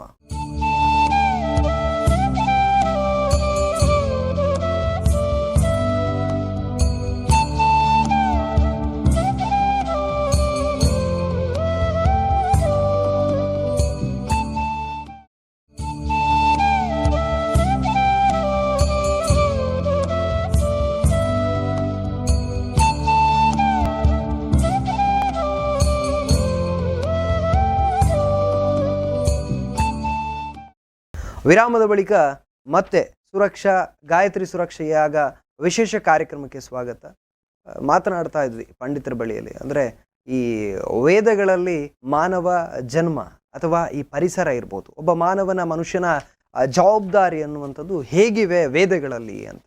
ಅದರ ಜೊತೆಯಲ್ಲಿ ಗಾಯತ್ರಿ ಸುರಕ್ಷಾ ಯಾಗ ಅನ್ನುವಂಥದ್ದು ಯಾಕಾಗಿ ಮಾಡಬೇಕು, ಜೊತೆಗೆ ಯಾವ ರೀತಿಯಲ್ಲಿ ಮಾಡಬೇಕು, ಅದರಿಂದ ಮಾನವರಿಗೆ, ಜೊತೆಗೆ ಈ ಪರಿಸರಕ್ಕೆ, ಪರಿಸರದಲ್ಲಿರುವಂಥ ಒಂದಷ್ಟು ಜೀವ ಸಂಕುಲಗಳಿಗೆ ಯಾವ ರೀತಿಯ ಪ್ರಯೋಜನ ಇದೆ ಎಲ್ಲವನ್ನು ಕೂಡ ನಾನು ಮಾತನಾಡ್ತಾ ಇದ್ದೆ. ನೇರವಾಗಿ ಯೋಗಾನಂದ ಆರ್ಯ ಅವರಲ್ಲಿ ನಾನು ಕೇಳಬೇಕು, ಈ ಗಾಯತ್ರಿ ಸುರಕ್ಷಾ ಯಾಗ ಅನ್ನುವಂಥದ್ದು ಇದು ಹೇಗೆ ಮಾಡಲಾಗ್ತದೆ ಅಂತ ಮೊದಲಾಗಿ ತಾವು ಹೇಳಬೇಕು, ಆ ಬಳಿಕ ಅದರ ಪ್ರಯೋಜನದ ಬಗ್ಗೆ ಮಾತನಾಡುವ ಅಂತ. ನೋಡಿ, ಅಥರ್ವವೇದದಲ್ಲಿ ಭೂಮಿ ಸೂಕ್ತ ಮಂತ್ರವನ್ನು ಉಪಯೋಗಿಸಿಕೊಂಡು, ಭೂಮಿ ಸೂಕ್ತ ಮಂತ್ರದಲ್ಲಿ 62 ಮಂತ್ರಗಳಿದೆ. ಓಕೆ, ಅದನ್ನು ಉಪಯೋಗಿಸಿಕೊಂಡು ನಾವು ಆಹುತಿಯನ್ನು ಕೊಟ್ಟಿದ್ದೇವೆ. ಬೇರೆ ಎಲ್ಲ ಮಂತ್ರಗಳನ್ನೆಲ್ಲ ಹಾಕಿಕೊಂಡು ಸ್ವಸ್ತಿ ವಾಚನ, ಶಾಂತಿ ಪ್ರಕರಣ, ಇದೆಲ್ಲ ಮಂತ್ರಗಳನ್ನೆಲ್ಲ ಹಾಕಿಕೊಂಡು ಆದಮೇಲೆ ಆ ನಾವು ಇದರಲ್ಲಿ ಯಾಗವನ್ನು ಪ್ರಾರಂಭ ಮಾಡಿ, ಆ ಯಾಗದ ನಂತರ ನಾವು ಈಗ ಭೂಮಿ ಸೂಕ್ತ ಮಂತ್ರದ 62 ಆಹುತಿಗಳನ್ನು ಕೊಡ್ತಾ ಇದ್ದೇವೆ. ಆ ಭೂಮಿ ಸೂಕ್ತ ಮಂತ್ರ ಏನು ಹೇಳ್ತಾನೆ ಅಂತ ಹೇಳಿದರೆ, ನೋಡಿ, ಆ ಭೂಮಿಯಲ್ಲಿ ಯಾವುದೆಲ್ಲ ವಸ್ತು ಇದೆ ಅದನ್ನು ನಾವು ಯಾವ ರೀತಿಯಾಗಿ ಪಾಲನೆ ಮಾಡಬೇಕು ಎಂಬುದನ್ನು ಅದು ಹೇಳ್ತಾ ಇದೆ. ಹಾಗೆ ನೋಡಿ, 3ನೇ ಮಂತ್ರ ಹೇಳ್ತಾ ಇದೆ, ಇಲ್ಲಿ ಸಮುದ್ರ ಇದೆ, ಇಲ್ಲಿ ಯಾವ ಭೂಮಿಯಲ್ಲಿ ಸಮುದ್ರ ನದಿ ಪ್ರವಾಹಗಳು ಇರುವವೋ, ಯಾವ ಭೂಮಿಯ ಕೃಷಿಯ ಮೂಲಕ ನಮಗೆ ಸಮೃದ್ಧವಾದ ಅನ್ನಾದಿಗಳನ್ನು ನೀಡ್ತದೋ, ಯಾವ ಭೂಮಿಯ ಮೇಲೆ ನಾನಾ ವಿಧದ ಜೀವಿಗಳು ಜೀವಿಸ್ತಾರೋ ಅಂತಹ ಸರ್ವಾಶ್ರಯವಾದಂತಹ ಭೂಮಿಯ ನಮಗೆ ದಿವ್ಯ ಆಶ್ರಯನ್ನು ನೀಡಲಿ ಅಂತ ಹೇಳ್ತದೆ. ನಮಗೆ ಆಶ್ರಯ ಭೂಮಿ ಕೊಡ್ತಾ ಇದೆ. ಹೌದು, ಆ ಭೂಮಿ ಆಶ್ರಯ ಕೊಡಬೇಕಾದ್ರೆ ಅಲ್ಲಿ ನಮಗೆ ಫಲ ಸಂಪತ್ತು ಎಲ್ಲ ಬರಬೇಕು. ನಾವು ಹೇಳ್ತೇವೆ ಚಂದ್ರನದು ಅಲ್ಲಿ ಹೋಗಿ ನೀರುಂಟ ನೋಡ್ತೇವೆ. ಹೌದು, ಭೂಮಿಯಲ್ಲಿದ್ದ ನೀರನ್ನು ರಕ್ಷಣೆ ಮಾಡೋದಿಲ್ಲ. ಹಾಗೆ ಇನ್ನೊಂದು ಮಂತ್ರದಲ್ಲಿ ಕೂಡ ಹೇಳ್ತಾ ಇದೆ, ಆ ಮಂತ್ರಗಳನ್ನು ಓದ್ತಾ ಹೋದರೆ ನಮಗೆ ಆಗ್ತದೆ, ನಮಗೆ ಅರ್ಥ ಬೇಕಾದ್ದಲ್ಲ, ಅರ್ಥವನ್ನು ಮಾತಾಡಿದೆ. ಯಾವ ಭೂಮಿಯ 4 ದಿಶೆಗಳು ವಿಶಾಲವಾಗಿ ಹಬ್ಬಿವೆಯೋ, ಯಾವ ಭೂಮಿಯಲ್ಲಿ ಕೃಷಿಯ ಚಟುವಟಿಕೆಗಳು ನಡೆದು ನಿರಂತರ ಸಮೃದ್ಧವಾದ ಅನ್ನವನ್ನು ನೀಡ್ತದೋ, ಯಾವ ಭೂಮಿಯ ಸಮಸ್ತ ಜಂತುಗಳಿಗೆ ಪೋಷಣೆ ನೀಡ್ತದೋ, ಆ ಭೂಮಿಯು ನಮಗಾಗಿ ಸಮೃದ್ಧವಾದ ಗೋ ಸಂಪತ್ತನ್ನು, ಅನ್ನ ಸಂಪತ್ತನ್ನು ನೀಡಿ ರಕ್ಷಿಸಲಿ ಅಂತ ಹೇಳ್ತಾರೆ. ಹಾಗೆ ಈ ಭೂಮಿಯಲ್ಲಿ ಯಾವುದೆಲ್ಲ ವಸ್ತುಗಳಿದೆ ಅದೆಲ್ಲ ಬಗ್ಗೆ ಸರಿಯಾದ ಮಾಹಿತಿಯನ್ನು ಈ ಮಂತ್ರಗಳನ್ನು ಹೇಳುವ ಮೂಲಕ ಹೇಳ್ತೇವೆ. ಭೂಮಿಯಲ್ಲಿ ಅಷ್ಟು ಮಾತ್ರ ಅಲ್ಲ, ನಮಗೆ ಸಂಪತ್ತು ಇದೆ, ಅದನ್ನು ಕೂಡ ಇಲ್ಲಿ ಹೇಳ್ತದೆ. ವಿಶ್ವವನ್ನು ಪೋಷಿಸುತ್ತಾ ಬೆಳ್ಳಿ ಬಂಗಾರದ ಖನಿಜಗಳನ್ನು ತನ್ನೊಡಲಲ್ಲಿ ಇಟ್ಟುಕೊಂಡು ಅನಂತ ಸಂಪದ್ಭುಕ್ತವಾದಂತಹ ಜಗತ್ತಿಗೆ ಆಶ್ರಯ ನೀಡಿ ಜೀವಜಾತಗಳನ್ನು ಸಲಹುವಂತಹ ಈ ಪೃಥ್ವಿಯು ನಮಗೆ ಐಶ್ವರ್ಯವನ್ನು ಅನುಗ್ರಹಿಸಲಿ. ನಾವು ಭೂಮಿಯಲ್ಲೆಲ್ಲ ಸಿಗ್ತದೆ, ಹಿರಣ್ಯ ಗರ್ಭ ಅಂತ ಹೇಳ್ತೇವೆ. ಇಡೀ ಬ್ರಹ್ಮಾಂಡದಲ್ಲಿ ಭೂಮಿಯಲ್ಲಿರುವಂತಹ, ಭಾರತದಲ್ಲಿರುವಂತಹ ಸಂಪತ್ತು ಚಿನ್ನ ಆಗಲಿ, ಹಾಗೆ ರತ್ನಗಳಾಗಲಿ, ಬೇರೆ ವಜ್ರಗಳಾಗಲಿ, ಅದು ಬೇರೆ ಎಲ್ಲಿಯೂ ಸಿಗುವುದಿಲ್ಲ. ಯಾಕೆಂತ ಹೇಳಿದರೆ ನಮ್ಮ ಪೂರ್ವಜರು ಹಿಂದಿನಿಂದಲೂ ಕೂಡ ಯಜ್ಞ ಯಾಗಗಳನ್ನು ಮಾಡಿಕೊಂಡು ಇಲ್ಲಿ ಸಂಪತ್ತನ್ನು ಭೂಮಿಯಲ್ಲಿ ಬೆಳೆಸಿದ್ದಾರೆ. ಆ ಸಂಪತ್ತನ್ನು ಸೂರೆ ಮಾಡಲಿಕ್ಕೆ ಮೊದಲಾಗಿ ಬರ್ತಾನೆ ಅಲೆಕ್ಸಾಂಡರ್. ಎಲ್ಲಿಂದ ಎದ್ದ ಕೊಂಡೋಗ್ತಾನೆ. ಲಾಸ್ಟಿಗೆ ಅವನು ಹೇಳ್ತಾನೆ, ಮಲಗುವಾಗ 2 ಕೈಗಳನ್ನು ಹೊರಗೆ ಹಾಕಿ ನನಗೆ ಹಾಕಿ ಇದು ನನ್ನನ್ನು ಸಂಸ್ಕಾರ ಮಾಡಿ ಅಂತ ಹೇಳ್ತಾನೆ. ಆವಾಗ ಏನೆಲ್ಲ ಸಂಪಾದನೆ ಮಾಡಿದರೂ ಸಾಯುವಾಗ ಅಲೆಕ್ಸಾಂಡರ್ನಿಗೆ ಯಾವುದನ್ನು ಕೊಂಡೋಗ್ಲಿಕ್ಕೆ ಆಗಲಿಲ್ಲ ಅಂತ ಜಗತ್ತಿಗೆ ತಿಳಿಯಲಿ ಅಂತ ಹೇಳ್ತಾನಂತೆ. ಹಾಗೆ ಇಷ್ಟೆಲ್ಲ ಏನೆಲ್ಲ ಮಾಡಿದ್ರು ಕೂಡ, ಸಂಪತ್ತು ಮಾಡಿದ್ರು ಕೂಡ ನಮಗೆ ಭೂಮಿಯಲ್ಲಿ ಅದನ್ನು ಕೊಂಡೋಗ್ಲಿಕ್ಕೆ ಸಾಧ್ಯವಾಗುವುದಿಲ್ಲ. ಕೊಂಡೋಗ್ಲಿಕ್ಕೆ ಸಾಧ್ಯವಾಗುವುದು ಯಾವುದಂತ ಹೇಳಿದರೆ, ಈ ಜನ್ಮದಲ್ಲಿ ನಾವು ಏನು ಮಾಡಿದ್ದೇವೆ, ಒಳ್ಳೆಯದು ಮಾಡಿದ್ದೇವೆ, ಆ ಒಳ್ಳೆ ಫಲಗಳನ್ನು ನಾವು ಕೆಟ್ಟದ್ದು ಮಾಡಿದರೆ ಆ ಕೆಟ್ಟ ಫಲವನ್ನು ನಮಗೆ ಪ್ರಾರಬ್ಧ ಫಲ ಅಂತ ಹೇಳ್ತೇವೆ ಸಾಯುವಾಗ. ಅದನ್ನು ಇಟ್ಕೊಂಡು ನಾವು ಹೋಗ್ತೇವೆ. ಅಲ್ಲದೆ ಆ ಫಲಕ್ಕೆ ಅನುಗುಣವಾಗಿ ಎಂಥ ತಂದೆ ತಾಯಿಗಳಲ್ಲಿ ಜನ್ಮವನ್ನು ಪಡೆದುಕೊಂಡು ಅಥವಾ ಪರಮಾತ್ಮನಲ್ಲಿ ಮೋಕ್ಷವನ್ನು ಪಡಲಿಕ್ಕೆ ಧರ್ಮೇಚ್ಛ ಅರ್ಥೇಚ್ಛ ಕಾಮೇಚ್ಛ ನಾತಿ ಚರಾಮಿ ಅಂತ ಹೇಳ್ಕೊಂಡು ಮದುವೆಯಲ್ಲಿ ಹೇಳಿದ ಹಾಗೆ ಧರ್ಮದಲ್ಲಿ ಹಣ ಸಂಪಾದನೆ ಮಾಡಿ ಅದಕ್ಕೋಸ್ಕರ ತಾವರೆಯ ಮೇಲಿದ್ದ ಲಕ್ಷ್ಮಿಯನ್ನು ಪೂಜೆ ಮಾಡ್ತೇವೆ. ಅದು ಪರಿಶುದ್ಧದ ಸಂಕೇತ ತಾವರೆ. ಹೌದು. ಹಾಗೆ ಇದನ್ನು ಬಂಡೆಯ ಮೇಲೆ ಸರಸ್ವತಿಯ ಪೂಜೆ ಮಾಡ್ತೇವೆ. ನಾವು ಯಾವುದನ್ನು ಕಲ್ತಿದ್ದೇವೆ, ಯಾವುದನ್ನು ಸಂಸ್ಕಾರವನ್ನು ಪಾಲನೆ ಮಾಡಿದ್ದೇವೆ, ವೇದವನ್ನು ಹೇಳ್ತೇವೆ, ವೇದ ಮಾತಾ ಸರಸ್ವತಿ ಅಂತ ಹೇಳಿಕೊಂಡು. ಆ ರೀತಿಯಾಗಿ ಆ ಸರಸ್ವತಿ ಅಂದರೆ ನಾವು ವೇದ ಮಾತಾ ಅಂತ ಹೇಳಿದ್ದೇವೆ. ವೇದ ಮಾತಾ ಪ್ರಚೋದಯಂತಂ ಭಾವಮಾನೆ ದ್ವಿಜಾನಾಂ ಆಯು ಪ್ರಾಣಂ ಪ್ರಜಾಂ ಕೀರ್ತಿಂ ದ್ರವಿಣಂ ವ್ರಜತ ಬ್ರಹ್ಮವಚ್ಚಸಂ ಬ್ರಹ್ಮಲೋಕಂ ಪ್ರಾಪ್ತಿರಸ್ತು ಅಂತ. ಆ ರೀತಿ ಸರಸ್ವತಿ ವೇದಜ್ಞಾನವನ್ನು ಕಲಿತ್ರೆ ನಮಗೆ ಎಲ್ಲ ಜ್ಞಾನಗಳು ಬರ್ತದೆ. ಅದಕ್ಕೋಸ್ಕರ ಅದು ಇನ್ನೊಂದು ಜನ್ಮಕ್ಕೂ ಕೂಡ ಕೊಂಡೋಗ್ಲಿಕ್ಕೆ ಸಾಧ್ಯ ಆಗ್ತದೆ. ಹೇಳ್ತೇವೆ ಪೂರ್ವ ಜನ್ಮದ ಕರ್ಮದಿಂದ ಅವ ಈ ಜನ್ಮದಲ್ಲಿ ಬಂದಿದ್ದಾನೆ ಅಂತ. ಅವನಿಗೊಂದು ಸಂಗೀತ ಶಾಸ್ತ್ರ, ಜೇಸುದಾಸ್ ನೋಡಿ, ಜೇಸುದಾಸ್ ಹೇಳ್ತಾನೆ, ಅವನೇ ಹೇಳ್ತಾನೆ, ನನಗೆ ಈ ಸಂಗೀತದ ಮೇಲೆ ಇದು ಪ್ರೀತಿ ಹುಟ್ಟಬೇಕಾದ್ರೆ ಈ ಸಂಗೀತ ನನ್ನ ದೇಹದ ಒಳಗಿಂದ ಬರಬೇಕಂತ ಹೇಳಿದರೆ ಈ ಪೂರ್ವ ಜನ್ಮದ ಸಂಸ್ಕಾರದಿಂದ ಬಂದಿದೆ ಅಂತ ಹೇಳ್ತಾರೆ. ಸಾಮಾನ್ಯ ಜನರು ಕೂಡ ಈ ಮಾತನ್ನು ಹೇಳ್ತಾ ಇರ್ತಾರೆ. ಹೌದು, ಎಲ್ಲರೂ ಹೇಳ್ತಾರೆ ಪೂರ್ವ ಜನ್ಮದ ಸಂಸ್ಕಾರದಿಂದ ಬಂದದ್ದು. ನಾನು ಕೂಡ ಹೇಳ್ತಿದ್ದೇನೆ, ನನಗೆ ಈ ಸಂಸ್ಕಾರ ಬರಬೇಕಂತ ಹೇಳಿದರೆ ಅದು ಪೂರ್ವ ಜನ್ಮದ ಸಂಸ್ಕಾರದಿಂದ ನಾನು ಈ ಜನ್ಮದಲ್ಲಿ ಅದನ್ನು ಸಾಧನೆ ಮಾಡಿಕೊಂಡು, ಅದು ನನಗೆ ಸರಿಯಾದ ಗುರುಗೂ ನನಗೆ ಸಿಕ್ಕಿದ್ರೆ, ಅದಕ್ಕೆ ಹೇಳೋದು ಶಿಕ್ಷಣವನ್ನು ನಮಗೆ ಪಡಿಬೇಕು, ಸರಿಯಾದ ಗುರು ಸಿಗಬೇಕು. ಸತ್ಯದ ಮಾರ್ಗದಲ್ಲಿ ಕೊಂಡೊಯ್ಯುವಂತಹ ಗುರುಗಳು ಸಿಗುವುದಿಲ್ಲ. ಈಗ ಎಲ್ಲ ಸುಳ್ಳು ಏನಾದರೂ ಬೇಡದನ್ನೆಲ್ಲ ಮಾಡಿಕೊಂಡು ಹೇಳಿಕೊಂಡು ಸಮಾಜವನ್ನು ಹೊಂಡದಲ್ಲಿ ಹಾಕುವಂಥ ಜನರು ಇದ್ದಾರೆ. ಒಬ್ಬನಂತ ಹಣವನ್ನು ಸುಲಿಗೆ ಮಾಡಬೇಕಾದ್ರೆ ಏನೆಲ್ಲ ಮಾಡಿಕೊಂಡು ಹೇಗಾದರೂ ಅವನ ಲಪಡಾಯಿಸಿ ಅವನ ಕಾಲು ಹಿಡಿದುಕೊಂಡು ಮೋಸ ವಂಚನೆ ಮಾಡುವಂತಹ ಗೋಮುಖ ವ್ಯಾಘ್ರಗಳು ಈಗ ಜಾಸ್ತಿ ಆಗಿದ್ದಾರೆ. ಹೀಗೆ ಜಾಸ್ತಿ ಆದಾಗ ಮುಂಚೆ ಏನಾದರೂ ಅದನ್ನು ವಧೆ ಮಾಡಲಿಕ್ಕೆ ಅಂತ ಹೇಳ್ಕೊಂಡು ನಮ್ಮ ಪುರಾಣದಲ್ಲಿ ನೋಡ್ತೇವೆ. ದುಷ್ಟಶಕ್ತಿ ಭೂಮಿಯಲ್ಲಿ ಜಾಸ್ತಿ ಆದಾಗ ಅದನ್ನು ವಧೆ ಮಾಡಲಿಕ್ಕೆ ದೇವರು ಸಂಭವಾಮಿ ಯುಗಿ ಅಂತ ಹೇಳ್ತದೆ ಅಲ್ಲಿ. ಹಾಗೆ ಪುನಃ ಹುಟ್ಟಿಕೊಂಡು ಬರ್ತಾರೆ ಆ ಸಮಯಕ್ಕೆ ಅನುಗುಣವಾಗಿ. ಈಗ ಅಂಥ ಪರಿಸ್ಥಿತಿ ನಮ್ಮ ದೇಶದಲ್ಲಿ ಬರ್ತಾ ಇದೆ. ನಮ್ಮನ್ನು ಹೊರಗಿನಿಂದ ಬಂದವರೆಲ್ಲ ನಮ್ಮನ್ನು ಮೋಸ ವಂಚನೆಯನ್ನೆಲ್ಲ ಕಲಿಸಿಕೊಂಡು ಬಂದು ಇಲ್ಲಿ ನಮ್ಮ ಸಂಸ್ಕಾರವನ್ನು ಹಾಳು ಮಾಡಿದ್ದಾರೆ. ನಮ್ಮ ಜನರಿಗೆ ಕೂಡ ಅದೇ ವ್ಯವಸ್ಥೆ ಆಗಿದೆ. ಎಲ್ಲ ಬ್ರಾಹ್ಮಣ, ವೈಶ್ಯ, ಕ್ಷತ್ರಿಯ, ಶೂದ್ರ, ನಿಷಾದ ಈ 5 ವರ್ಗದ ಜನರು ಕೂಡ ವ್ಯಾಪಾರವನ್ನೇ ಮಾಡೋದು, ವೈಶ್ಯರಾಗಿದ್ದಾರೆ. ಎಲ್ಲರೂ ಕೂಡ ವ್ಯಾಪಾರ ಮಾಡೋದು, ಹಣ ಬೇಕಲ್ಲ ಅಂತ. ಅದಕ್ಕೆ ನಾನು ಹೇಳ್ತಾ ಇದ್ದೆ, ಮನಿ ಮೇಕಿಂಗ್ ಎಜುಕೇಷನ್ ನಾವು ಬೆಳೀತಾ ಇದೆ, ಮ್ಯಾನ್ ಮೇಕಿಂಗ್ ಎಜುಕೇಷನ್ ಬೆಳೀತಾ ಇಲ್ಲ. ಮ್ಯಾನ್ ಮೇಕಿಂಗ್ ಎಜುಕೇಷನ್ ಅಂದರೆ ನಾನು ಮೊನ್ನೆ ಗಾಯತ್ರಿ ಯಾಗ ಮಾಡಿದೆ, ಅಲ್ಲಿ ಯಾರ ಹತ್ರವೂ ಹಣ ಕೇಳಲಿಕ್ಕೆ ಹೋಗಲಿಲ್ಲ ನಾವು. ಓಕೆ. ನಮಗೆ ಜನರು ಬಂದು ಕೊಡ್ತಾರೆ. ನಿಮಗೆ ನನಗೆ 2-3 ಜನ ಈಗೂ ಕೂಡ ನನಗೆ ಚೆಕ್, ನಿಮ್ಮ ಅಕೌಂಟ್ ನಂಬರ್ ಹೇಳಿ, ನಿಮ್ಮ ಅಕೌಂಟಿಗೆ ನಾನು ಚೆಕ್ ಹಾಕ್ತೇನೆ ಅಂತ. ಓಕೆ. ಹಾಗೆ ನಾನು ಕೇಳಲಿಲ್ಲ, ಅವರಾಗಿ ಕೊಡ್ತಾರೆ. ಹಾಗೆ ನಾವು ಒಳ್ಳೆ ಕೆಲಸವನ್ನು ಮಾಡಿದರೆ ಸಮಾಜ ನಮಗೆ ನಮ್ಮೊಟ್ಟಿಗೆ ಇರ್ತದೆ, ಮಾಡುವಂಥ ಕೆಲಸಕ್ಕೆ ಪೋಷಣೆ ಇರ್ತದೆ. ಆ ರೀತಿಯಾಗಿ ಗಾಯತ್ರಿ ಯಾಗವನ್ನು ನಿನ್ನೆ ನನಗೆ ಒಬ್ಬರು ಹೇಳಿದರು, ಏನಂತ ಹೇಳಿದರೆ, ಆ ಗಾಯತ್ರಿ ಯಾಗವನ್ನು ನೋಡಿ ಅಲ್ಲಿ ಭಾಗವಹಿಸಿ ಪೂರ್ಣ ಪ್ರಮಾಣದ ಗಾಯತ್ರಿ ಯಾಗವನ್ನು ನಮ್ಮ ಆಶ್ರಮದಲ್ಲಿ ನೀವು ಮಾಡಬೇಕು ಎನ್ನುವುದಾಗಿ ನಮಗೆ ಅಭಯಾಶ್ರಮದಿಂದ ಅದರ ಚೇರ್ಮ್ಯಾನ್ ಒಬ್ಬರು, ಹಾಗೆ ನಮ್ಮ ಡಿಸೆಂಬರ್ನ ಒಳಗೆ ಒಳ್ಳೆ ರೀತಿಯಾಗಿ 5 ಯಜ್ಞಕುಂಡದಲ್ಲಿ ಬ್ರಾಹ್ಮಣ, ವೈಶ್ಯ, ಕ್ಷುದ್ರ, ನಿಷಾದ ಅಂತ ಹೇಳಿದೆ, ಅಲ್ಲಿ ವಸಿಷ್ಠ, ವಿಶ್ವಾಮಿತ್ರ, ಕಶ್ಯಪ ಮತ್ತು ಭರದ್ವಾಜ ಹಾಗೆ ವಾಲ್ಮೀಕಿ ಎನ್ನುವಂಥ 5 ಯಜ್ಞಕುಂಡದಲ್ಲಿ ಕೂಡ ನಿಂತುಕೊಂಡು ಒಟ್ಟಾಗಿ ಸೇರಿಕೊಂಡು ಎಲ್ಲ ಸಮಾಜದವರು ಅವರು ಇವರಂತ ಇಲ್ಲ, ಎಲ್ಲರೂ ಶುದ್ಧವಾಗಿ ಇದ್ದುಕೊಂಡು ಯಜ್ಞದಲ್ಲಿ ಭಾಗವಹಿಸಬೇಕು. ಬ್ರಾಹ್ಮಣ ಆಗಲಿ, ಅಲ್ಲಿ ನಮ್ಮ ಪುರಾಣದ ಒಂದು ವಿಷಯ ಬರ್ತದೆ, ಯಾರು ಹನುಮಂತ ಯಾರು, ನಾವು ನಿಷಾದ ಅಂತ ಹೇಳ್ತೇವೆ. ಅಲ್ಲಿ ಇವರು ವಸಿಷ್ಠರ ಹೆಂಡತಿ ಅರುಂಧತಿ ಯಾರು, ನಿಷಾದ ಅಂತ ಹೇಳ್ತೇವೆ. ಸತ್ಯಕಾಮ ಯಾರು, ನಿಷಾದ, ಜಬಾಲೆಯ ಮಗ.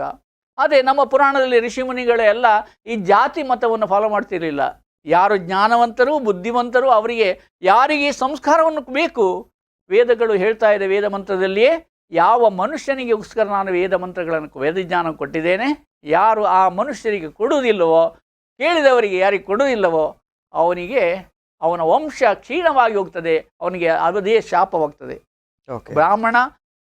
ಬ್ರಾಹ್ಮಣನಿಗೆ ಅಲ್ಲಿ ಹೇಳ್ತದೆ, ಬ್ರಾಹ್ಮಣನಿಗೆ ದಾನ ಕೊಡುವ, ಈ ಜ್ಞಾನವನ್ನು ತಿಳಿಯುವಂಥದ್ದು, ಅವನಿಗೆ ದಾನ ಕೊಡುವ ಹಸು ಉಂಟಲ್ಲ, ಅದು ಹಾಲು ಕೊಡುವ ದನವಾಗಿರಬೇಕು, ಗೊಡ್ಡು ದನವನ್ನು ಕೊಡುವುದಲ್ಲ. ಅದೇ ರೀತಿಯಾಗಿ ಆ ಬ್ರಾಹ್ಮಣ ಸಮಾಜಕ್ಕೆ ಕೊಡುವಂತಹ ಜ್ಞಾನ ಉಂಟಲ್ಲ, ಅದು ಪ್ರತಿಯೊಬ್ಬ ಮನುಷ್ಯರಿಗೆ ಕೊಡಬೇಕು, ಅವನಿಗೆ ಇವನಿಗೆ ಅಂತಲ್ಲ. ಒಂದು ವೇಳೆ ಅವನು ಕೊಡುವುದಿಲ್ಲ ಅಂತ ವಾದ ಮಾಡಿದರೆ ಅಥವಾ ಕೊಡುವುದಿಲ್ಲ ಅಂತ ನಿಲ್ಲಿಸಿದರೆ ಸಮಾಜ ಈ ರೀತಿಯಾಗಿ ಹಾಳಾಗ್ತದೆ. ಅದಕ್ಕೋಸ್ಕರ ಅವನ ಸಮಾಜ, ಅವನ ವಂಶ, ಅವನ ಕುಟುಂಬ ಅದು ನಾಶವಾಗ್ತದೆ ಎಂಬುದಾಗಿ ವೇದ ಮಂತ್ರದ ಅಥರ್ವವೇದದಲ್ಲಿ ಹೇಳಿದೆ. ಆ ಗೋವಿನ ಮಂತ್ರದಲ್ಲಿ ವಶಗೌ ಎನ್ನುವಂಥ ಒಂದು ಸಬ್ಜೆಕ್ಟ್ ಇದೆ. ಧನವನ್ನು ಸರಿಯಾಗಿ ಕೊಡಬೇಕು, ಹಾಗೆ ಹಣವನ್ನು ಕೂಡ ಸರಿಯಾಗಿ ಕೊಡಬೇಕು. ಅದನ್ನು ಕೊಡುವುದಿಲ್ಲ ಅಂತ ಹೇಳಿದರೆ ಅವನಿಗೆ ಏನಾಗ್ತದೆ, ಸಮಾಜಕ್ಕೆ ಅದು ಅವನಿಗೆ ಕೊಡಬೇಕು. ಅವ ಕೂಡ ಸಮಾಜಕ್ಕೆ ವೇದಜ್ಞಾನವನ್ನು ಕೊಡುವುದಿಲ್ಲ ಅಂತ ಹೇಳಿದರೆ ಅವನಿಗೂ ಈ ರೀತಿಯಾಗಿ ಶಾಪವನ್ನು ಕೊಡ್ತಾ ಇದೆ ಅಂತ. ಹಾಗೆ ಸಮಾಜ ಏನು ಮಾಡಬೇಕಾದ್ರೆ, ಇದು ನನ್ನದು ಅಂತ ದೇವರು ಕೊಟ್ಟ ವೇದಜ್ಞಾನವನ್ನು ನನ್ನದು ಅಂತ ಹೇಳಲಿಕ್ಕೆ ಇಲ್ಲ.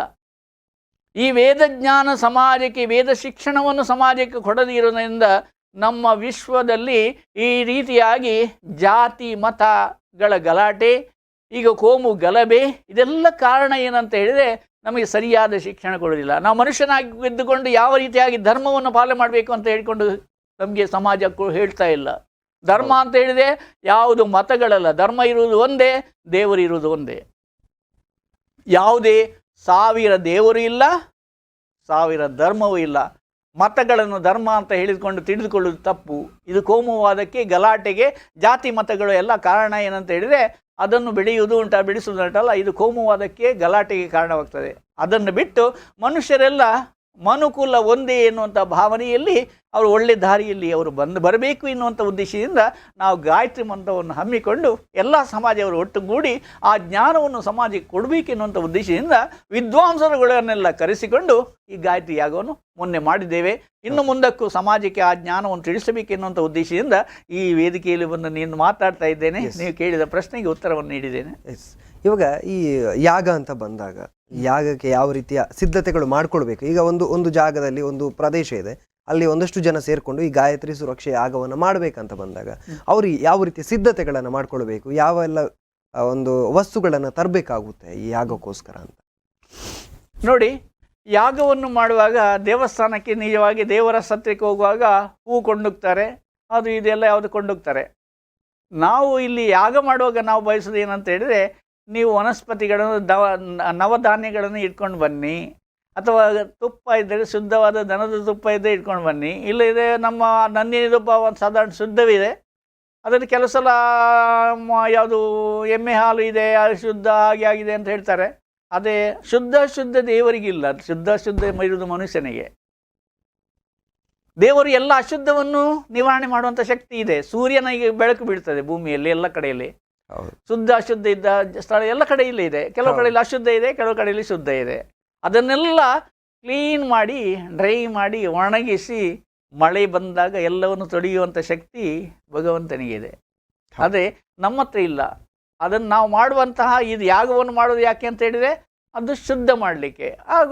ಆವಾಗ ನಾವು ಶುದ್ಧ ಯಾಗಕ್ಕೆ ಉಪಯೋಗಿಸುವಂತಹ ತುಪ್ಪ ಅಂತ ಹೇಳಿದರೆ ಕೆಲವು ಶುದ್ಧ ಮಾಡಿಕೊಂಡೇ ತರ್ತಾರೆ. ಇದಕ್ಕಿಂಥದ್ದೇ ತುಪ್ಪವನ್ನು ಹಾಕಬೇಕು, ದನದ ತುಪ್ಪವನ್ನು ಹಾಕಬೇಕು, ನಾವು ಕೊಡುವಂಥ ದೇವರಿಗೆ ಕೊಡುವಂಥದ್ದು ಶುದ್ಧವಾಗಿರಬೇಕು ಎನ್ನುವ ಭಾವನೆಯಿಂದ ಅದನ್ನು ಇಟ್ಕೊಂಡು ಬರ್ತಾರೆ ಜನರು ಶ್ರದ್ಧೆಯಿಂದ. ಗುಗ್ಗುಳ, ಮೊನ್ನೆ ನಾನು ಯಾಗ ಆಗುವಾಗ ಗುಗ್ಗುಳವನ್ನು ಹಾಕಿದ್ದೇನೆ. ಗುಗ್ಗುಳ ಅಂತ ಹೇಳಿದರೆ 1 ಕಿಲೋ ಗುಗ್ಗುಳಕ್ಕೆ 1,500 ರೂಪಾಯಿ ಕ್ರಯ ಇದೆ ಅದಕ್ಕೆ. ಅದು ನದಿಯ ಬದಿಯಲ್ಲಿ ಮತ್ತು ಇದು ಯಾವುದು ಸಮುದ್ರ ಬದಿಯಲ್ಲಿ ವೃಕ್ಷದಲ್ಲಿ ಸಿಗ್ತದೆ. ವೃಕ್ಷದ ಮಾಯಣದಾಗಿ ಇದೆ ಅದು. ಅದಕ್ಕೆ ಗುಗ್ಗುಳ, ನದಿಯ ಬದಿಯಲ್ಲಿ ಹುಟ್ಟುವಂತಹ. ಯಾಕೆಂದ್ರೆ ಅದರಲ್ಲಿ ಹೇಳಿದ್ದಾರೆ ಅಥರ್ವವೇದದಲ್ಲಿ, ಇದು 19ನೇ ಕಾಂಡದಲ್ಲಿ ಅಥರ್ವವೇದ ಹೇಳ್ತದೆ 38ನೇ ಸೂಕ್ತ 39ನೇ ಸೂಕ್ತದಲ್ಲಿ, ಯಕ್ಷ್ಮ್ಯ ಅಂತ ಹೇಳಿದರೆ ಈ ಕೊರೋನಾದಂತೆ ಬರುವಂತಹ ವೈರಸ್. ಯಕ್ಷ್ಮ್ಯ ಅಂತ ಹೇಳಿದರೆ ಹಲವಾರು ವೈರಸ್ಗಳಿದೆ. ಉಗುರಲ್ಲಿ ನಾವು ಉತ್ಪನ್ನ ಆಗ್ತದೆ ಅಲ್ಲ, ಉಗುರನ್ನು ನಾವು ತುರಿಸಿದ ಏನಾಗ್ತದೆ, ಅದು ಇನ್ನೊಂದು ಗಾಯಕ್ಕೆ ತಾಗಿದ್ರೆ ಮಲ್ಲಿ ಅದು ನೋವಾಗ್ತದೆ, ಮತ್ತೆ ಜಾಸ್ತಿ ಆಗ್ತದೆ, ಸ್ಪ್ರೆಡ್ ಆಗ್ತದೆ. ಅದಕ್ಕೆ ಕೂಡ ಯಕ್ಷ್ಮ್ಯ ಅಂತ ಹೇಳ್ತದೆ, ಅದಕ್ಕೆ ವೈರಸ್ ಉತ್ಪನ್ನ ಆಗ್ತದೆ. ಹಾಗೆ ಹಲವಾರು ದೇಹದ ವೈರಸ್ಗಳಿಗೆ ಯಕ್ಷ್ಮ್ಯ ಅಂತ ಹೇಳ್ತಾರೆ. ಈ ಯಕ್ಷ್ಮವನ್ನು ಯಾವ ರೀತಿಯಾಗಿ ನಾಶ ಮಾಡಬೇಕು ಅಂತ ಹೇಳಿದರೆ ಗುಗ್ಗುಳವನ್ನು ಉಪಯೋಗಿಸುವ ಮೂಲಕ, ನದಿಯ ಬದಿಯಲ್ಲಿ ಹುಟ್ಟುವಂಥ ಗುಗ್ಗುಳ ಮತ್ತು ಮಾವಿನ ಕಟ್ಟಿಗೆ. ಸಾಯುವಾಗ ನಾವು ಏನು ಹೇಳ್ತೇವೆ, ಮಾವಿನ ಮರವನ್ನು ಕಡಿತೇವೆ, ಹಸಿ ಮರವನ್ನೇ ಹಾಕಿ ಹಿರಿಯ ಮಗ ಅದಕ್ಕೆ ಗಡಿ ಇಡಬೇಕು. ಅದನ್ನು ಮಾಡಿ ಈ ಹಳ್ಳಿಯಲ್ಲಿ ನಾವು ಅದನ್ನು ಶವ ಸಂಸ್ಕಾರವನ್ನು ಮಾಡ್ತೇವೆ. ಯಾವಾಗಲೂ ಯಾವುದೇ ಸಮಾರಂಭಗಳಾಗಲಿ ಆವಾಗ ಮಾವಿನ ಮರದ ತೋರಣ ಕಟ್ತೇವೆ, ಅದೇ ಮಾವಿನ ಎಲೆಯಿಂದ. ಶುದ್ಧ ಮಾಡುವಾಗ ಕೂಡ ಮಾವಿನ ಎಲೆಯಿಂದಲೇ ಮಾಡ್ತೇವೆ, ಶುದ್ಧ ಮಾಡ್ತೇವೆ. ಹೌದು. ಯಾಕೆ ಅಂತ ಹೇಳಿದರೆ ಮಾವಿನ ಮರಕ್ಕೆ ಆ ವೈರಸ್ಗಳನ್ನು ನಿವಾರಣೆ ಮಾಡುವಂಥ ಶಕ್ತಿ ಇದೆ. ಅದಕ್ಕೋಸ್ಕರ ಗುಗ್ಗುಳ ಮತ್ತು ಮಾವಿನ ಮರವಾದ ಕಟ್ಟಿಗೆಯಿಂದ ಈ ಉತ್ಪನ್ನವಾಗುವಂಥ ವೈರಸ್ಗಳು, ನಾವು ದುರ್ಗಂಧ ಅಂತ ಹೇಳಿದ್ರು, ಇದನ್ನೆಲ್ಲ ನಾಶ ಮಾಡಿಕೊಂಡು ಭೂಮಿಯ ಸುಗಂಧವನ್ನು ಹೆಚ್ಚಿಸಬೇಕು. ನಾನು ಹೇಳಿದೆ ಭೂಮಿಯ ಗುಣ ಯಾವುದಂತ ಹೇಳಿದರೆ ಸುಗಂಧ. ಅದಕ್ಕೆ ದೇವರಿಗೆ ಅಂತ ಹೂವು ಕೊಡ್ತೇವೆ ನಾವು. ಅದನ್ನು ಹೂವು ದೇವರಿಗೆ ಇಡುವುದರಿಂದ ಬಾಕಿಯವರು ಹೂವನ್ನು ಬೆಳೆಸ್ತಾರೆ. ಇಲ್ಲ ಬೆಳೆಸ್ತಾರಾ? ಹಣ ಕೊಡುವುದಿಲ್ಲ ಅದಕ್ಕೆ. ಹಣ ಕೊಡುವುದರಿಂದ ಅದಕ್ಕೆ ಯಾವುದೋ ಒಂದು ಹಬ್ಬ ಬಂತು, ಹಿಂದೂಗಳ ಹಬ್ಬ ಬಂದಾಗ ರಾಮದೇವರೇ ಈ ಪೂ ಎಂಚ ಕಣಪಿನಪ್ಪ, ಐಕ್ ಕಾಸು ಕೊಡು, ಮಲ್ಲಿಗೆಗೆ ಹೋಗ್ತದೆ ಅಲ್ಲಿ 1,000, ಇದು ಮೊನ್ನೆ ನಾನು ಹೇಳಿದೆ 3,000 ರೂಪಾಯಿ ಅಟ್ಟಿಗೆ ಅಂತೆ. ಹೇಗೆ ತರುವುದು? ಈ ರೀತಿಯಾಗಿ ವ್ಯಾಪಾರ ವರ್ಗ ಏನು ಮಾಡ್ತಾರೆ, ಅದನ್ನು ಹಣ ಮಾಡ್ತಾರೆ. ಹಬ್ಬ ಬಂದಾಗ ಜನರಿಗೆ ಹೂವನ್ನು ಮುಟ್ಟದಾಗಿ ಮಾಡ್ತಾರೆ. ಅಂದರೆ ಹಿಂದೂಗಳ ಹಬ್ಬಕ್ಕೆ ಎಲ್ಲದಕ್ಕೂ ಕೂಡ ಹೂ ಬೇಕು. ಆ ರೀತಿಯಾಗಿ ವ್ಯಾಪಾರ, ಹಣ ಮಾಡೋದು, ಮೋಸ. ಒಂದು ಮದುವೆ ಆಯಿತು ಅಂತ ಹೇಳಿದರೆ ಹೌದು ಈ ಬಿಲ್ ಇಷ್ಟ ಆಯಿತು. ಯಾವುದೇ ಒಂದು ಸಮಾರಂಭ ಮಾಡಬೇಕಂತ ಹೇಳಿದರೆ ಅದನ್ನು ಮಾಡಲಿಕ್ಕೆ ಸಾಧ್ಯವಿಲ್ಲ. ಎಲ್ಲ ಹಣ ವಂಚನೆ ಮಾಡೋದು. ನನಗೆ ಸಾಮ್ಯಾನ ಮಣ್ಣಕ್ಕೆ ನನಗೆ ಸಾಮ್ಯಾನಕ್ಕೆ 30,000 ಬಿಲ್ ಕೊಟ್ಟಿದ್ದಾರೆ, ಸಾಮ್ಯಾನ ಮತ್ತು ಸಾಮಗ್ರಿ ತಂದಕ್ಕೆ. ಹಾಗೆ ಒಂದು ಯಾಗ ಮಾಡಬೇಕು, ಯಜ್ಞ ಮಾಡಬೇಕು ಅಂತ ಹೇಳಿದರೆ ನಮಗೆ ಹೊರಗಿನ ಅದಕ್ಕೆ ಸೌಕರ್ಯವನ್ನು ಮಾಡಲಿಕ್ಕೆ, ಊಟಕ್ಕೆ ಆದರೆ ಕೂಡ ಕಮ್ಮಿ ಸಿಗ್ತದೆ, ಬಾಕಿದೆಲ್ಲ ಸೌಕರ್ಯವನ್ನು ಮಾಡಲಿಕ್ಕೆ ಅದಕ್ಕೆ ಕಷ್ಟ ಆಗ್ತದೆ. ಹೌದು. ಈ ರೀತಿ ಈ ಸೌಕರ್ಯ ಮುಂಚಿನ ಸಮಯದಲ್ಲಿ ಏನು ಮಾಡ್ತಾರೆ ಅಂದರೆ ಊರಿನವರು ಸೇರಿಕೊಂಡು ಯಾಗ ಮಾಡುವಾಗ ಈಗ ರಾಜಸ್ವ ಯಾಗ ಮಾಡ್ತಾನೆ, ಅಶ್ವಮೇಧ ಯಾಗ ಮಾಡ್ತಾನೆ. ಹಾಗೆ ಭೂಮಿ ಸೂಕ್ತದಲ್ಲಿ ತುಂಬ ಇದೆ. ಅದರಲ್ಲಿ ಉಚ್ಚಿಷ್ಟ ಬ್ರಹ್ಮಯಜ್ಞ ಎನ್ನುವಂಥ ಒಂದು ಸಬ್ಜೆಕ್ಟಲ್ಲಿ ಅಥವಾ ಇದರಲ್ಲಿ ಬರ್ತಾ ಇದೆ. ನನ್ನ ಹತ್ರ ವೇದಗಳು ಇದೆ, ಈ ವೇದದಲ್ಲಿ ಇದೆ ಉಚ್ಚಿಷ್ಟ ಬ್ರಹ್ಮಯಜ್ಞವನ್ನು ಮಾಡುವುದರಲ್ಲಿ. ಅದರಲ್ಲಿ ಅಶ್ವಮೇಧ ಯಾಗ, ಆಮೇಲೆ ವಾಜಪೇಯಿ ಯಾಗ, ದಶಮಾಸ್ತೇಶ್ರೀ ಸೋಮಯಾಗ, ಅದೇ ಅಷ್ಟಸ್ತೋಮ ಸೋಮಯಾಗ. ಈ ಸೋಮಯಾಗಗಳೆಲ್ಲ ಇದೆ. ಆ ಸೋಮರಸವನ್ನು ತಂದುಕೊಂಡು ಅಲ್ಲಿಯೇ ನಾವು ಯಾಗಶಾಲೆಯಲ್ಲಿ ಅದರ ಹಾಲನ್ನು ತೆಗೆದು ಅಲ್ಲಿಯೇ ಹಾಲಿನೊಟ್ಟಿಗೆ ವನಸ್ಪತಿಯ ಸೋಮರಸವನ್ನು ಹಾಕಿ ಅದರೊಟ್ಟಿಗೆ ಕುದಿಸಿಕೊಂಡು ಅದನ್ನು ಯಾವುದಾಗಿ ನಾವು ಪ್ಯಾಡ ತಯಾರು ಮಾಡ್ತೇವಲ್ಲ, ಮೈಸೂರು ಪಾಕ್ ಎಲ್ಲ ಮಾಡ್ತೇವೆ ನಾವು ಯಜ್ಞದಲ್ಲಿ ಹಾಕಿದೆ. ಮೊನ್ನೆ ಕೂಡ ನಾನು ಮೈಸೂರು ಪಾಕ್ ಮಾಡಿದ್ದನ್ನು ತುಪ್ಪದಿಂದ ಮಾಡಿದಂಥ ಯಜ್ಞ ಇದನ್ನೆಲ್ಲ ಹಾಕಿದ್ದೇವೆ. ಅದನ್ನು ಯಜ್ಞದಲ್ಲಿ ಹಾಕುವಾಗ ಅದೆಷ್ಟು ದೂರಕ್ಕೆ ಅಂತ ಹೇಳಿದರೆ ಒಂದು 20 ಫೀಟ್ ದೂರಕ್ಕೆ ಅದು ಬೆಂಕಿ ಬರ್ತದೆ. ಉದಾಹರಣೆಗೆ ನೀವು ಹೇಳ್ತಾರೆ, ನಮ್ಮ ಮುಂಚೆಯಲ್ಲಿ ಹಳ್ಳಿಯಲ್ಲಿ ಕಬ್ಬು, ವನಸ್ಪತಿ ಕಬ್ಬು ಇದೆ. ಆ ಕಬ್ಬಿನ ಬೆಲ್ಲವನ್ನು ಉಪಯೋಗಿಸಿಕೊಂಡು ಮುಂಚೆ ಶರಾಬು ಮಾಡ್ತಿದ್ರು. ಅದು ಶುದ್ಧವಾಗಿ ಮಾಡ್ತಿದ್ರು ಶರಾಬು ಮಾಡೋ. ಈಗ ಅಲ್ಲ, ಈಗ ಎಲ್ಲ ಕೆಮಿಕಲ್ ಹಾಕಿಕೊಂಡು ಜನರ ಹೊಟ್ಟೆಯನ್ನು ಹಾಳು ಮಾಡಿಕೊಂಡು ಅವನನ್ನು ಆಸ್ಪತ್ರೆಗೆ ಕಲಿಸುವಂಥ ಕೆಲಸವನ್ನೇ ಮಾಡ್ತಾರೆ. ಈಗ ಮುಂಚೆ ಶರಾಬು ಎಲ್ಲ ಮಾಡುವಾಗ ಅವಾಗ ಏನು ಮಾಡ್ತಾರೆ ಅಂತ ಹೇಳಿದ್ರೆ ಬೆಲ್ಲವನ್ನು ತಂದು ಅದವನ್ನು ಕೊಡಿಸಿ, ನೀರಲ್ಲಿ ಹಾಕಿ ಕೊಡಿಸಿ, ಅದನ್ನು ಕುದಿಸಿ, ಅದನ್ನು ಬಟ್ಟಿ ಇಡಿಸಿಕೊಂಡು ಆ ರೀತಿಯ ಒಂದು ಸ್ಪಿರಿಟ್ ಥರ ಅದು ಹೀಗೆ ಬೆಂಕಿ ಹಿಡಿಬೇಕು ಈಗ ಮಾಡುವಾಗ. ಹೌದು. ಆ ಥರ ವನಸ್ಪತಿಗಳಿಂದ ಮಾಡ್ತಿದ್ರು. ಅದನ್ನು ಬಿಟ್ಟು ಈಗ ಏನು ಮಾಡ್ತಾರೆ, ಎಲ್ಲದಕ್ಕೂ ಕೆಮಿಕಲ್. ಊಟ ಮಾಡಲಿಕ್ಕೆ ಸರಿಯಾಗಿ ಆಗೋದು ಸಾಧ್ಯ ಇಲ್ಲ. ಎಲ್ಲ ಬಾಳೆಹಣ್ಣನ್ನು ಕೆಮಿಕಲಲ್ಲಿ ಮುಗಿಸೋದು, ಬೇರೆ ಒಂದು ವಸ್ತುಗಳನ್ನು ಕೂಡ ಕೆಮಿಕಲಲ್ಲಿ ಮುಗಿಸೋದು. ನಮಗೆ ಬೇಕಾದ ತರಕಾರಿಗಳಿಗೆ ಎಲ್ಲ ಸ್ಪ್ರೇ ಮಾಡಿಕೊಂಡು ತರಕಾರಿ ಎಲ್ಲ ಆಗಬೇಕು ಅಂತ ಅಲ್ಲಿ ಬಟಾಟೆನೂ ಸರಿ ಸಿಗೋದಿಲ್ಲ, ಬದನೆಕಾಯಿ ಸರಿ ಸಿಗೋದಿಲ್ಲ, ಎಲ್ಲದಕ್ಕೂ ಕೆಮಿಕಲ್ ಹಾಕ್ಕೊಂಡು ನಮ್ಮ ಹೊಟ್ಟೆಯಲ್ಲಿ ಕೆಮಿಕಲ್ ಹೋಗಿ ನಮ್ಮ ಆರೋಗ್ಯವನ್ನು ಕೆಡಿಸುವಂಥ ಕೆಲಸವನ್ನು ಮಾಡ್ತಾ ಇದ್ದಾರೆ. ಯಾಕೆ? ಮನಿ ಮೇಕಿಂಗ್, ಹಣ ಮಾಡೋದು. ಅದು ಸ್ವಲ್ಪ ಆದರೆ ಸಾಕಾಗೋದಿಲ್ಲ, ತುಂಬ ಆಗಬೇಕು, ತುಂಬ ಹಾಕಿ ಜನ ಮಾರಬೇಕು ಅದನ್ನು. ಅದು ಬಾಳೆಹಣ್ಣು ಕೂಡ ಸಣ್ಣದಾದರೆ ಸರಿ ಹಣ ಬರೋದಿಲ್ಲ, ಅದಕ್ಕೆ ದೊಡ್ಡದಾಗಬೇಕು. ಅದಕ್ಕೆ ಬೇಕಾದಕ್ಕೆ ಬುಡಕ್ಕೆ ಹಾಕೋದು, ಪುನಃ ಅದನ್ನು ಬೇಗ ಹಣ್ಣಾಗಬೇಕು ಅಂತ ಹೇಳ್ಕೊಂಡು ಕೆಮಿಕಲಲ್ಲಿ ಮುಳುಗಿಸುವುದು. ಈ ಪರಿಸ್ಥಿತಿಗೆ ನಾವು ಹೋದರೆ ನಾವು ಭೂಮಿಯಲ್ಲಿ ಒಳ್ಳೆ ರೀತಿಯಾಗಿ ಜೀವನ ಮಾಡಲಿಕ್ಕೆ ಸಾಧ್ಯವಿದೆಯಾ? ಸಾಧ್ಯವಿದೆ. ಏಕಂತ ಹೇಳಿದರೆ ಕಮ್ ಬ್ಯಾಕ್ ಟು ವೇದದ ದಾರಿಗೆ ಬನ್ನಿ. ನೀವು ಒಳ್ಳೆ ರೀತಿಯಾಗಿ ಪಂಚಮಹಾಭೂತಗಳ ರಕ್ಷಣೆಯನ್ನು ಮಾಡಿ, ಪಂಚಮಹಾಭೂತಗಳ ರಕ್ಷಣೆಯನ್ನು ಮಾಡಿದರೆ ಧರ್ಮೋ ರಕ್ಷತಿ ರಕ್ಷಿತಃ. ದೇವರು ನಮಗೆ ಹೇಳಿದ್ದಾರೆ ಮೊದಲೇ, ಧರ್ಮವನ್ನು ಯಾರು ಪಾಲನೆ ಮಾಡ್ತಾರೆ ಅವರನ್ನು ದೇವರು ಕಾಪಾಡ್ತಾರೆ. ಎಸ್, ಖಂಡಿತ. ಈ ಗಾಯತ್ರಿ ಸುರಕ್ಷೆ ಯಾಗದ ಜೊತೆಗೆ ಬೇರೆ ಬೇರೆ ಯಾಗಗಳಿದೆ, ಯಜ್ಞಗಳಿದೆ. ಇದರಿಂದ ಬಹಳಷ್ಟು ಪ್ರಯೋಜನಗಳು ಅನ್ನುವಂಥದ್ದು ಮಾನವ ಜೀವಿಗೆ, ಜೊತೆಗೆ ಮಾನವರ ಜೊತೆ ಬೇರೆ ಜೀವಿಗಳು ಕೂಡ ಇದೆ, ಆ ಜೀವಿಗಳಿಗೂ ಕೂಡ ಲಭ್ಯ ಆಗಲಿಕ್ಕೆ ಇರುವಂಥದ್ದು. ಹಾಗಾದರೆ ಯಾವ ರೀತಿಯ ಉಪಯೋಗಗಳಿದೆ, ಯಾವ ರೀತಿ ಮಾಡಬೇಕಾಗುತ್ತೆ ಎಲ್ಲವನ್ನು ಕೂಡ ಮಾತಾಡ್ತೀವಿ. ಅದಕ್ಕೂ ಮುನ್ನ ಇನ್ನೊಂದು ವಿರಾಮ.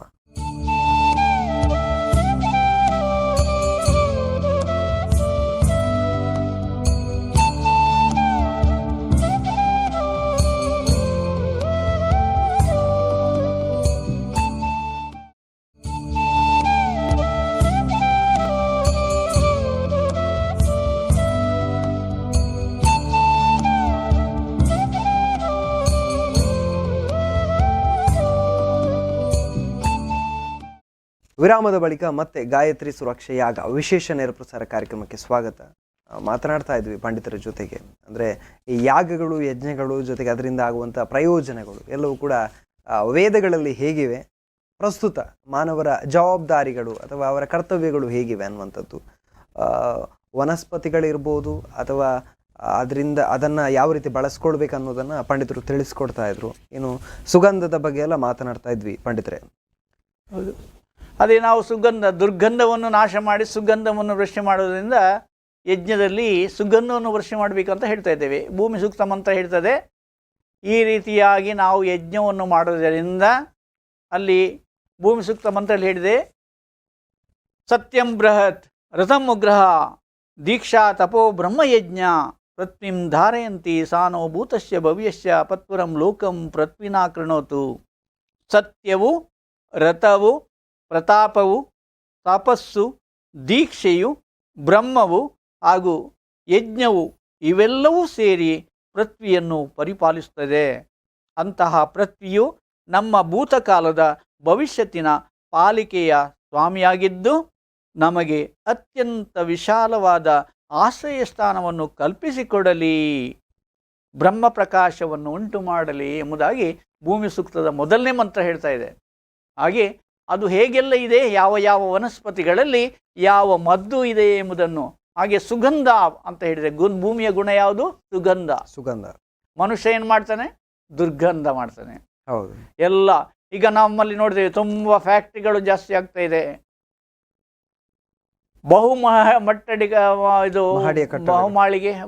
ಇದು ಕಟ್ಟಡ ಉಂಟಲ್ಲ, ಬಹುಮಹಡಿಯ ಕಟ್ಟಡಗಳೆಲ್ಲ ಹೆಚ್ಚಾಗ್ತಾ ಇದೆ. ಗಾಳಿ ಬೇಕು ಅಂತ ಹೇಳಿಕೊಂಡು ಭೂಮಿಯ ಅಡಿಯಲ್ಲಿ ನಮಗೆ ಕೊಳಕು ಗಾಳಿ ಬರ್ತದೆ ಅಂತ ಹೇಳಿ ಮೇಲೆ ನಾವು ಮೇಲೆ ಹೋಗುವಂತ ಮೇಲೆ ಬಹುಮಹಡಿ ಕಟ್ಟಡೆಯಲ್ಲಿ ಅದು ಬೇಗ ಆಗ್ತದೆ. ಮೇಲಿದ್ದು ಬೇಗ ಬುಕ್ ಆಗ್ತದೆ, ಕೆಳಗಿದು ಬುಕ್ ಆಗೋದಿಲ್ಲ. ಯಾಕೆಂದರೆ ಮೇಲೆ ಹೋಗುತ್ತೆ, ಗಾಳಿ ನಮಗೆ ಒಳ್ಳೆ ಸಿಗಬೇಕು ಅಂತವು. ಆದರೆ ಭಗವಂತ ಜನರೆಲ್ಲ ಬಯಸ್ತಾ ಇದ್ದಾರೆ ನಮಗೆ ಸುಗಂಧವಾದ ಗಾಳಿ ಸಿಗಬೇಕು ಅಂತ. ಮೇಲೆ ಮಾತ್ರ ಸುಗಂಧ ಗಾಳಿ ಇದೆ ಅಂತ. ಭೂಮಿಯಲ್ಲಿ ಕೆಳಗೆ ಇದ್ರೆ ಎಲ್ಲ ಮೇಲೆ ಹೋಗೋದು. ಹೌದು. ಕೆಳಗೆ ದುರ್ಗಂಧ ಇದ್ದರೆ ಮೇಲೆ ಕೂಡ ಹೋಗೋದು ದುರ್ಗಂಧವೇ.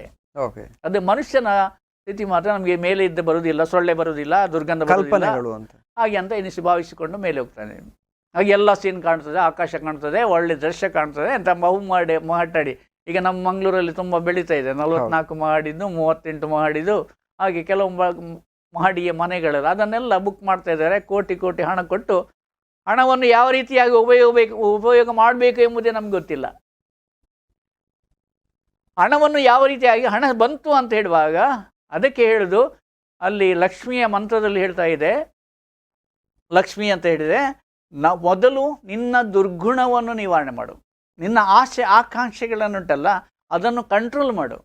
ಹೌದು, ದುರ್ಗುಣ ನಿವಾರಣೆ ಮಾಡಿದರೆ ನೀನು 100 ರೂಪಾಯಿಯನ್ನು ಒಳ್ಳೆ ರೀತಿಯಾಗಿ ಖರ್ಚು ಮಾಡಿದರೆ ನಿನಗೆ 1000 ರೂಪಾಯಿ ದೇವರು ಕೊಡ್ತಾನೆ. ಅದನ್ನು ಉಪಯೋಗ ಮಾಡುವಂಥ ಗುಣವೇ ನಿನ್ನಲ್ಲಿ ಇಲ್ಲ ಅಂತ ಹೇಳಿದರೆ ದೇವರು ಆ ಸಂಪತ್ತು ಕೊಡುವುದಿಲ್ಲ. ಯಾಕೆ? ಅದನ್ನು ಹಾಳು ಮಾಡ್ತಾನೆ. ನಮ್ಮ ಒಬ್ಬ ಬುದ್ಧಿ ಇಲ್ಲದವನಿಗೂ ಕೊಡಿ, ಬುದ್ಧಿ ಇದ್ದವರಿಗೆ ಕೊಡಿ, ಒಂದು ಕ್ರಮವಾಗಿ ಕಲಿತುಕೊಂಡು ಯಾವ ರೀತಿಯಾಗಿ ವ್ಯವಹಾರ ಮಾಡ್ತಾರೆ, ಒಂದು ಶಾಲೆಯ ಟೀಚರ್ಸ್ನವರಿಗೆ ಕೊಡಿ, ಅವರಿಗೆ ಸಂಬಳ ಸಿಗೋದು ಇಷ್ಟ ಆದರೆ ಕೂಡ ಈಗ ಸ್ವಲ್ಪ ಜಾಸ್ತಿ ಸಿಗ್ತದೆ, ಮುಂಚೆ ಕಡಿಮೆ ಇದೆ. ಅವರ ಜೀವನ ಕ್ರಮ 5,000 ರೂಪಾಯಿ ಸಂಬಳ ಕೊಟ್ಟರು ಕೂಡ ಎಂಡುಮುರಿ ವೀರೇಂದ್ರನಾಥ ಮಗನಿಗೆ ಪತ್ರ ಬರೀತಾನೆ, ಶಾಲಾ ಶಿಕ್ಷಕನಾಗಿದ್ದುಕೊಂಡು. ನೋಡು, ನನಗೆ ಸಿಗ್ತಾ ಇದೆ 50 ರೂಪಾಯಿ ಸಂಬಳ. ಆ 50 ರೂಪಾಯಿ ಸಂಬಳದಲ್ಲಿ ನಾನು ಎಲ್ಲ ಮನೆ ಬಾಡಿಗೆಯನ್ನು ಕೊಟ್ಟು ಮನೆ ಎಲ್ಲ ಬಾಕಿ ಎಲ್ಲ ವ್ಯವಹಾರ ಮಾಡಿಕೊಂಡು ನಿನಗೆ ಮಗನಿಗೆ ಕಲೀಲಿಕ್ಕೆ ಅಂತ ಹೇಳಿಕೊಂಡು ಎಲ್ಲವನ್ನು ಬಸ್ಸಿಗೆ ಹೋಗುವಂಥ ಹಣವನ್ನು ಉಳಿಸಿ 50 ರೂಪಾಯಿಯಲ್ಲಿ 10 ರೂಪಾಯಿಯನ್ನು ಬಸ್ಸಿಗೆ ಹೋಗುವಂಥ ಖರ್ಚು ಉಂಟಲ್ಲ ಅದನ್ನು ಉಳಿಸಿ ಮಗನಿಗೆ 20 ರೂಪಾಯಿ ಕಳಿಸ್ಕೊಡ್ತಾನೆ. 30 ರೂಪಾಯಿಯಲ್ಲೇ ಒಂದು ಜೀವನ ಆಗಬೇಕು ಮನೆ ಬಾಡಿಗೆ ಕೊಟ್ಟು. ಮುಂಚಿನ ಕಾಲದಲ್ಲಿ ಇದು ಒಂದು 100 ವರ್ಷ ಹಿಂದೆ ಕತೆ. ಹಾಗೆ ಎಂಡಿಮೂರಿ ವೀರೇಂದ್ರನಾಥ್ ಬರೀತಾನೆ, ಜೀವನಕ್ಕೆ 5 ಮೆಟ್ಟಲು 7 ಮೆಟ್ಟಲು ಅಂತ ಬರೀತಾನೆ, ಆ ಪುಸ್ತಕದಲ್ಲಿ ಹಾಕಿಕೊಟ್ಟಿದ್ದಾನೆ. ಯಾವ ರೀತಿಯಾಗಿ ನಾವು ಅದನ್ನು ಹಣವನ್ನು ಸಿಕ್ಕಿದ್ರೆ ಅದನ್ನು ಯಾವ ರೀತಿಯಾಗಿ ಖರ್ಚು ಮಾಡಬೇಕು, ಬಜೆಟ್ ಮಾಡಿ ಖರ್ಚು ಮಾಡಿದರೆ ಮಾತ್ರ ಒಳ್ಳೆ ರೀತಿಯಲ್ಲಿ ಖರ್ಚು ಸಂಪತ್ತನ್ನು ಬಳಲಿಕ್ಕೆ ಸಾಧ್ಯ ಇದೆ. ಹಾಗೆ ಆ ಹಣವನ್ನು ಈಗ ಈ ನಮ್ಮ ಕೂಲಿ ಕೆಲಸದವರು 800 ರೂಪಾಯಿ 700 ರೂಪಾಯಿ ಸಂಬಳ ಪಡೀತಾರೆ. ಆದರೆ ಶನಿವಾರ ಕೂಲಿ, ಐತಾರ ಜಾಲಿ, ಸೋಮವಾರ ಖಾಲಿ ಎನ್ನುವಂಥ ಪರಿಸ್ಥಿತಿಯಲ್ಲಿ ನಮ್ಮ ಜೀವನವನ್ನು ನಡೀತಾ ಇದೆ. ಅದೇ ರೀತಿಯನ್ನು ಬಾಕಿಯವರು ಕೂಡ ಕೆಲಸವನ್ನು ಮಾಡ್ತಾ ಇದ್ದಾರೆ. ಹಣ ಹೊಟ್ಟೆಗಿಲ್ಲ, ತಿನ್ನಲಿಕ್ಕೆ ಇಲ್ಲ ಅಂತ ಜನ ಹೇಳ್ತಾರೆ. ಎಲ್ಲ ವೈನ್ ಶಾಪ್ಗಳೆಲ್ಲ ಜಾಸ್ತಿ ಆಗ್ತಾ ಇದೆ, ಬಾರ್ಗಳೆಲ್ಲ ಜಾಸ್ತಿ ಆಗ್ತಾ ಇದೆ. ಅಲ್ಲಿ ನೋಡಿ ಆ ಖರ್ಚು ಮಾಡ್ತಾ ಇದ್ದಾರೆ. ರಾತ್ರಿ 11 ಗಂಟೆ ತನಕ ಕೂಡ ಅದಲ್ಲಿ ಮನೆಗೆ ಹೋಗುವ ಮನಸ್ಸು ಬರುವುದಿಲ್ಲ ಇವರಿಗೆ.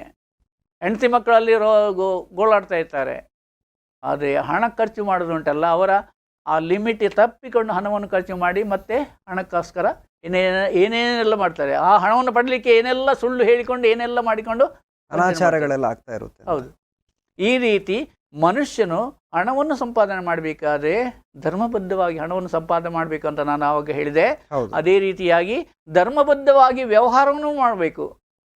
ತಿನ್ನುವಂಥ ಆಹಾರವನ್ನು ಮೊನ್ನೆ ಹೇಳಿದೆ, ಕ್ರಮಬದ್ಧವಾಗಿ ಹಿತವಾಗಿ ತಿನ್ನು, ಮಿತವಾಗಿ ತಿನ್ನು, ಋತವಾಗಿ ತಿನ್ನು ಅಂತ, ಅದು ಕ್ರಮದಲ್ಲಿ ತಿನ್ನಬೇಕು. ಹೌದು. ಹಾಗೆ ಬಾಕಿ ವ್ಯವಹಾರವನ್ನು ಕೂಡ ಮಾಡುವಾಗ ನಾವು ಕ್ರಮಬದ್ಧವಾಗಿ ಇರಬೇಕು. ಹಾಗೆ ಆ ಸಾಮಾಜಿಕವಾದ ಈ ನಮ್ಮ ವ್ಯವಹಾರದಲ್ಲಿ ಕ್ರಮಬದ್ಧವಾಗಿ ಜೀವನ ಮಾಡೋದಕ್ಕೆ ಈಗ ತೊಡಕಾಗ್ತಾ ಇದೆ. ಅದಕ್ಕೆ ಮುಖ್ಯ ಕಾರಣ ಅಂತ ಹೇಳಿದರೆ ನಾನು ಎಜುಕೇಷನ್ ಅಂತ ಹೇಳ್ತಾ ಇದ್ದೇವೆ. ನಮ್ಮ ಎಜುಕೇಷನ್ ಇದೆಯಲ್ಲ ಅದು ಸರಿಯಾಗಿಲ್ಲ. ಸರಿಯಾದ ಎಜುಕೇಷನ್ ಸಿಕ್ಕಿದೆ, ಸರಿಯಾದ ದಾರಿಯಲ್ಲಿ ಜೀವನ ಮಾಡಲಿಕ್ಕೆ ಸಾಧ್ಯ ಆಗ್ತದೆ. ಈಗ ನಾನು ಪ್ರಕೃತಿಯ ಗಂಧದ ಬಗ್ಗೆ ಹೇಳ್ತಾ ಇದ್ದೇನೆ. ನೋಡಿ, ಈ ಗಂಧ ಹೇಳ್ತದೆ ಪ್ರಕೃತಿಯಲ್ಲಿ ಸುಗಂಧ ಅಂತ ಹೇಳ್ತೀರಿ. ಆ ಪ್ರಕೃತಿಯಲ್ಲಿ ನೋಡಿ ಏನೆಲ್ಲ ಇದೆ. ಮಂತ್ರ ಹೇಳ್ತಾ ಇದೆ, ಯಸ್ತೆ ಗಂಧ ಪೃಥ್ವೀ ಸಂಭ ಭೂವಾಯಂ ಬಿಭಸ್ತೋಷಧಯೋ ಯಮಾಪಾಯಂ ಗಂಧರ್ವಾ ಅಪ್ಸರಸ್ಯ ಭೇಜರೆ ತೇ ನಾಮಾಸುರ ಭೀಂ ಕಣೋ ಮಾನೋ ದೀಕ್ಷತಾ ಕಶ್ಚನ. ಅಂದರೆ ಹೇ ಪೃಥ್ವಿಯೇ, ನಿನ್ನಲ್ಲಿರುವಂತಹ ಗಂಧವನ್ನು ಯಾವ ವನಸ್ಪತಿಗಳು, ಔಷಧಿಗಳು, ಗಂಧರ್ವರು ಸ್ತ್ರೀಯರು ಸೇವಿಸಿ ಸುಗಂಧಿತರಾಗಿದ್ದಾರೋ ಅದೇ ಗಂಧವನ್ನು ನೀಡಿ ನನ್ನನ್ನು ಸುರಭಿತವನ್ನಾಗಿ ಮಾಡು. ಹಾಗೂ ಯಾವಾತನು ನಮ್ಮನ್ನು ದ್ವೇಷ ಮಾಡದಂತೆ ಅನುಗ್ರಹಿಸು. ಆ ಗಂಧ ಎನ್ನುವಂಥದ್ದನ್ನು ನಮಗೆ ಬೇಕಾದಷ್ಟು ಕೊಡು ಅಂತ ಹೇಳಿಕೊಂಡು ಇನ್ನೊಂದು ಮಂತ್ರದಲ್ಲಿ ಕೊಡುತ್ತೆ, ಯಾವ ಗಂಧವು ನೀಲ ತಾವರಿಯಲ್ಲಿ ಪ್ರವೇಶಿಸುತ್ತೋ, ಯಾವ ಗಂಧವನ್ನು ಸೂರ್ಯನ ಕಿರಣಗಳು ಹರಡುವಿಕೆಯಲ್ಲಿ ಮೊದಲ ಬಾರಿಗೆ ಉಪಯೋಗಿಸಲಾಯಿತೋ ಆ ಗಂಧದಿಂದ ಈ ಪೃಥ್ವಿಯೇ ನನ್ನನ್ನು ಸುಗಂಧಿತನನ್ನಾಗಿ ಮಾಡು, ಯಾವಾತನು ನಮ್ಮನ್ನು ದ್ವೇಷ ಮಾಡದಿರಲಿ ಎಂಬುದಾಗಿ ಗಂಧದ ಬಗ್ಗೆ ಹೇಳ್ತಾ ಇದೆ. ಹಾಗೆ ಪ್ರಕೃತಿಯಲ್ಲಿರುವಂತಹ ಎಲ್ಲ ವಸ್ತುಗಳನ್ನು ಅದರ ವಿಚಾರವನ್ನು ತಿಳಿದುಕೊಂಡು ನಮ್ಮ ಪೂರ್ವಜರು ಪಂಡಿತರುಗಳಂತ ಹೇಳ್ತಾರೆ, ಪಂಡಿತರು ಪಾಂಡಿತ್ಯವನ್ನು ಪಡೆದುಕೊಂಡು ಆ ಮದ್ದುಗಳನ್ನು ಮುಂಚೆ ನಮಗೆ ಏನಂತ ಹೇಳಿದ್ರೆ ಅಕಾಡೆಮಿ ಆ್ಯಕ್ಟ್ ಆಫ್ ಇಂಡಿಯಾ 1872 ಅದರಲ್ಲಿ ಒಂದು ಅವ್ರು ಮಾಡ್ತಾರೆ. ಆವಾಗ ಏನು ಮಾಡ್ತಾರೆ ಅಂತ ಹೇಳಿದ್ರೆ ದೊಡ್ಡ ಸಿಡುಬು ರೋಗ ಬರುವಾಗ ನಮ್ಮ ಪಂಡಿತರುಗಳು ಅದು 2ನೇ ಮದ್ದಿನಲ್ಲಿ ಅದನ್ನು ಗುಣ ಮಾಡ್ತಿದ್ರಂತೆ. ಹೌದು. ಅದೇ ಈಸ್ಟ್ ಇಂಡಿಯಾ ಕಂಪನಿಯವರ ಮೆಡಿಸಿನ್ ಸೇಲ್ ಆಗಬೇಕಲ್ಲ, ಅದಕ್ಕೋಸ್ಕರ ಅವರು ಏನು ಮಾಡಿದ್ರು ಅಂತ ಹೇಳಿದರೆ ಆವಾಗ ಒಂದು ಬ್ಯಾನ್ ಮಾಡಿದರು. ಅವರು ಇದು ಆಯುರ್ವೇದಿಕ್ ಮದ್ದವನ್ನು ಉಪಯೋಗಿಸೋದಕ್ಕೆ ಬ್ಯಾನ್ ಮಾಡಿದರು. ಅದು ಬ್ಯಾನ್ ಮಾಡಿದ್ದು ಈಗ ಕೂಡ ನಮಗೆ ತೊಂದರೆ ಕೊಡ್ತಾ ಇದೆ. ಮೊನ್ನೆ ಕೊರೋನಾ ಟೈಮ್ನಲ್ಲಿ ಬಾಬಾ ರಾಮದೇವ್ 600 ರೂಪಾಯಿದ್ದು ಕಿಟ್ಟನ್ನು ಕೊರೋನಾ ನಿವಾರಣೆ ಮಾಡಲಿಕ್ಕೆ ಸಾಧ್ಯ ಅಂತ ತೋರಿಸಿದಾಗ ಅದನ್ನು ಮಾಡಲಿಕ್ಕೆ ನಿಮಗೆ ಅಧಿಕಾರ ಇಲ್ಲ ಎಂಬುದಾಗಿ ಎಲೋಪತಿ ಬಿಸ್ನೆಸ್ನವರು ಅದಕ್ಕೆ ಕೋರ್ಟಿಗೆ ಹೋದರು, ಸುಪ್ರೀಂ ಕೋರ್ಟಿಗೆ ಹೋದರು. ಹಾಗೆ ಆ ರೀತಿಯ ಒಂದು ತೊಂದರೆಗಳು ನಮಗೆ ಇದೆ. ಅದನ್ನು ಸರಿ ಮಾಡಬೇಕು ಅಂತ ಹೇಳಿದರೆ ನಾವು ಪೂರ್ಣ ಪ್ರಮಾಣದಲ್ಲಿ ನಮ್ಮ ಶಿಕ್ಷಣವನ್ನು ಕಲಿತುಕೊಂಡು, ನಮ್ಮ ಶಿಕ್ಷಣ ಯಾರೋ ನ್ಯಾಯವಾದಿಗಳಿದ್ದಾರೆ ಸುಪ್ರೀಂ ಕೋರ್ಟಲ್ಲಿ ಆಗಲಿ, ಬಾಕಿಯನ್ನು ನಮ್ಮ ನಡೆಸುವಂತಹ ರಾಜರುಗಳಿದ್ದಾರೆ, ರಾಜರುಗಳಿಗೂ ತೊಂದರೆ ಆಗ್ತಾ ಇದೆ. ಹಾಗೆ MLA MP ಗಳಿದ್ದಾರೆ, ಅವರು ಕೂಡ ನಾವು ಅವರನ್ನು ಚುನಾವಣೆ ಮಾಡುವಾಗ ನಾವು ಏನು ಮಾಡಬೇಕಂತ ಹೇಳಿದರೆ ಜ್ಞಾನವಂತ ಬುದ್ಧಿವಂತ ಸಮಾಜ ಸೇವಕನನ್ನು ನಾವು ಸೆಲೆಕ್ಟ್ ಮಾಡಬೇಕು. ಸ್ವಾರ್ಥಕ್ಕಾಗಿ ತನ್ನ ಕುಟುಂಬವನ್ನೇ ಬೆಳೆಸಿಕೊಂಡು ಹೋಗುವಂಥ ರಾಜಕಾರಣಿಗಳನ್ನು ಕೊಟ್ಟು ನಾವು ಚುನಾವಣೆ ಮಾಡಿ ಕಳಿಸಿದರೆ ನಮಗೇನು ಸಿಗ್ತದೆ? ಅವರಿಂದ ಏನೂ ಇಲ್ಲ. ನಮಗೆ ಮೋಸ ವಂಚನೆಯನ್ನು ಮಾಡುವವರು ಇರುವುದಲ್ಲದೆ ನಮ್ಮ ರಾಷ್ಟ್ರದಲ್ಲಿ ಈಗ ಕೂಡ ಹಾಗೆ ಎಲ್ಲ ಹಲವು ಪಕ್ಷಗಳಿದೆ. ಅದು ಪಕ್ಷ ಇದು ಪಕ್ಷ ಅಂತ ಹೇಳೋದಲ್ಲ, ಎಲ್ಲವೂ ಒಂದೇ. ಪೂರಾ ಜನ ನಾವು ತುಳುವಿನಲ್ಲಿ ಹೇಳ್ತಾರೆ ಅಪ್ಪೆಲ ಮಗಲ್ ರಡ್ ಜನಲ ಪೊಣ್ಣೆ ಅಂತ. ಹಾಗೆ ಎಲ್ಲ ಪಕ್ಷಗಳು ಅದೇ ರೀತಿ ಆಗಿದೆ, ಎಲ್ಲ ಮಾಡೋದು ಹಾಗೆ. ಆದರೆ ಕೆಲವು ಜನ ಒಳ್ಳೆಯದು ಕೂಡ ಇದ್ದಾರೆ, ಮೋದಿ ಅಂತ ಜನರು ಕೆಲವರು ಇದ್ದಾರೆ. ಆದರೆ ಅದನ್ನು ಸರಿ ಮಾಡಲಿಕ್ಕೆ ಕೆಲರಿಗೆ ಆಗ್ತದಾ? ಅವರನ್ನು ಕಂಟ್ರೋಲ್ ಮಾಡಲಿಕ್ಕೆ ಆಗೋದಿಲ್ಲ, ಅವರಿಗೆ ಬೆಂಬಲ ಸಿಗೋದಿಲ್ಲ. ಅವಾಗ ಸುಮ್ಮನೆ ಕೂತ್ಕೊಳ್ತಾರೆ. ಸತ್ಯ ಗೊತ್ತಿದ್ರು ಸುಮ್ಮನೆ ಕೂತ್ಕೊಳ್ಳಿ. ಪಂಡಿತರೆ, ಕಾರ್ಯಕ್ರಮದ ಕೊನೆಯ ಹಂತದಲ್ಲಿದ್ದೇವೆ. ವೀಕ್ಷಕರಿಗೆ ಏನು ಹೇಳ್ತೀರಾ ತಾವು ಅಂತ? ನೋಡಿ, ನಾವು ಗಾಯತ್ರಿ ಮಂತ್ರದಲ್ಲಿ, ಗಾಯತ್ರಿ ಮಂತ್ರ ವೇದಗಳ 4 ವೇದಗಳಿಗೂ ಮಹಾಮಂತ್ರ ಗಾಯತ್ರಿ ಮಂತ್ರ. ಗಾಯತ್ರಿ ಮಂತ್ರದಲ್ಲಿ ನಾವು ಕೇಳೋದು ಏನಂತ ಹೇಳಿದರೆ ಓಂ ಭೂರ್ಭುವಃ ಸ್ವಃ, ಭಗವಂತ ನೀನು ಬ್ರಹ್ಮಾಂಡಕ್ಕೆ ಒಡೆಯನಾಗಿದ್ದಿ. ಹಾಗೆ ನನ್ನ ದೇಹದ ಪಂಚ ಪ್ರಾಣಗಳಿಗೂ ಪಂಚ ಕರ್ಮೇಂದ್ರಿಯಗಳಿಗೂ ಪಂಚ ಜ್ಞಾನೇಂದ್ರಿಯಗಳಿಗೂ ಒಡೆಯನಾಗಿದ್ದಿ. ಓಂ ಭೂರ್ಭುವಃ ಸ್ವಃ ತತ್ಸವಿತುರ್ವರೆಣ್ಯಂ ಭರ್ಗೋ ದೇವಸ್ಯ ಧೀಮಹಿ ಅಂಡ ನನ್ನ ದೇಹಕ್ಕೆ ನೀನು ಒಡೆಯನಾಗಿದ್ದಿ.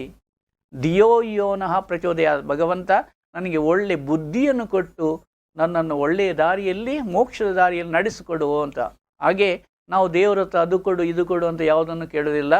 ದೇವರೇ ನಮಗೆ ಸರಿಯಾದ ಬುದ್ಧಿ ಕೊಡಿ, ನಾವು ಧರ್ಮದ ದಾರಿಯಲ್ಲಿ ನಡೆಯುವಂತೆ, ನಾವು ಎಲ್ಲರನ್ನು ಪ್ರೀತಿಸುವಂತೆ, ಸಮಾಜದಲ್ಲಿ ಒಳ್ಳೆಯ ರೀತಿಯಾಗಿ ಧರ್ಮಬದ್ಧವಾಗಿ ನಡೆದುಕೊಂಡು, ಧರ್ಮೇಚ ಅರ್ಥೇಚ, ಧರ್ಮದಲ್ಲಿ ನಡೆದುಕೊಂಡು, ಧರ್ಮದಲ್ಲಿ ಹಣ ಸಂಪಾದನೆ ಮಾಡಿಕೊಂಡು, ಧರ್ಮದಲ್ಲಿ ಕಾಮನೆಯನ್ನು ತಿಳಿಸ್ಕೊಂಡು ನಾವು ಮೋಕ್ಷವನ್ನು ಪಡೆಯುವುದಕ್ಕೆ ಎಲ್ರಿಗೂ ಭಗವಂತ ಬುದ್ಧಿ ಕೊಡಲಿ, ಆ ರೀತಿಯ ವಿದ್ಯೆ ಕೊಡಲಿ ಎಂಬುವಂಥ ಪ್ರಾರ್ಥನೆಯೊಂದಿಗೆ ನನ್ನ 2 ಮಾತುಗಳನ್ನು ಮುಗಿಸ್ತಾ ಇದ್ದೇನೆ.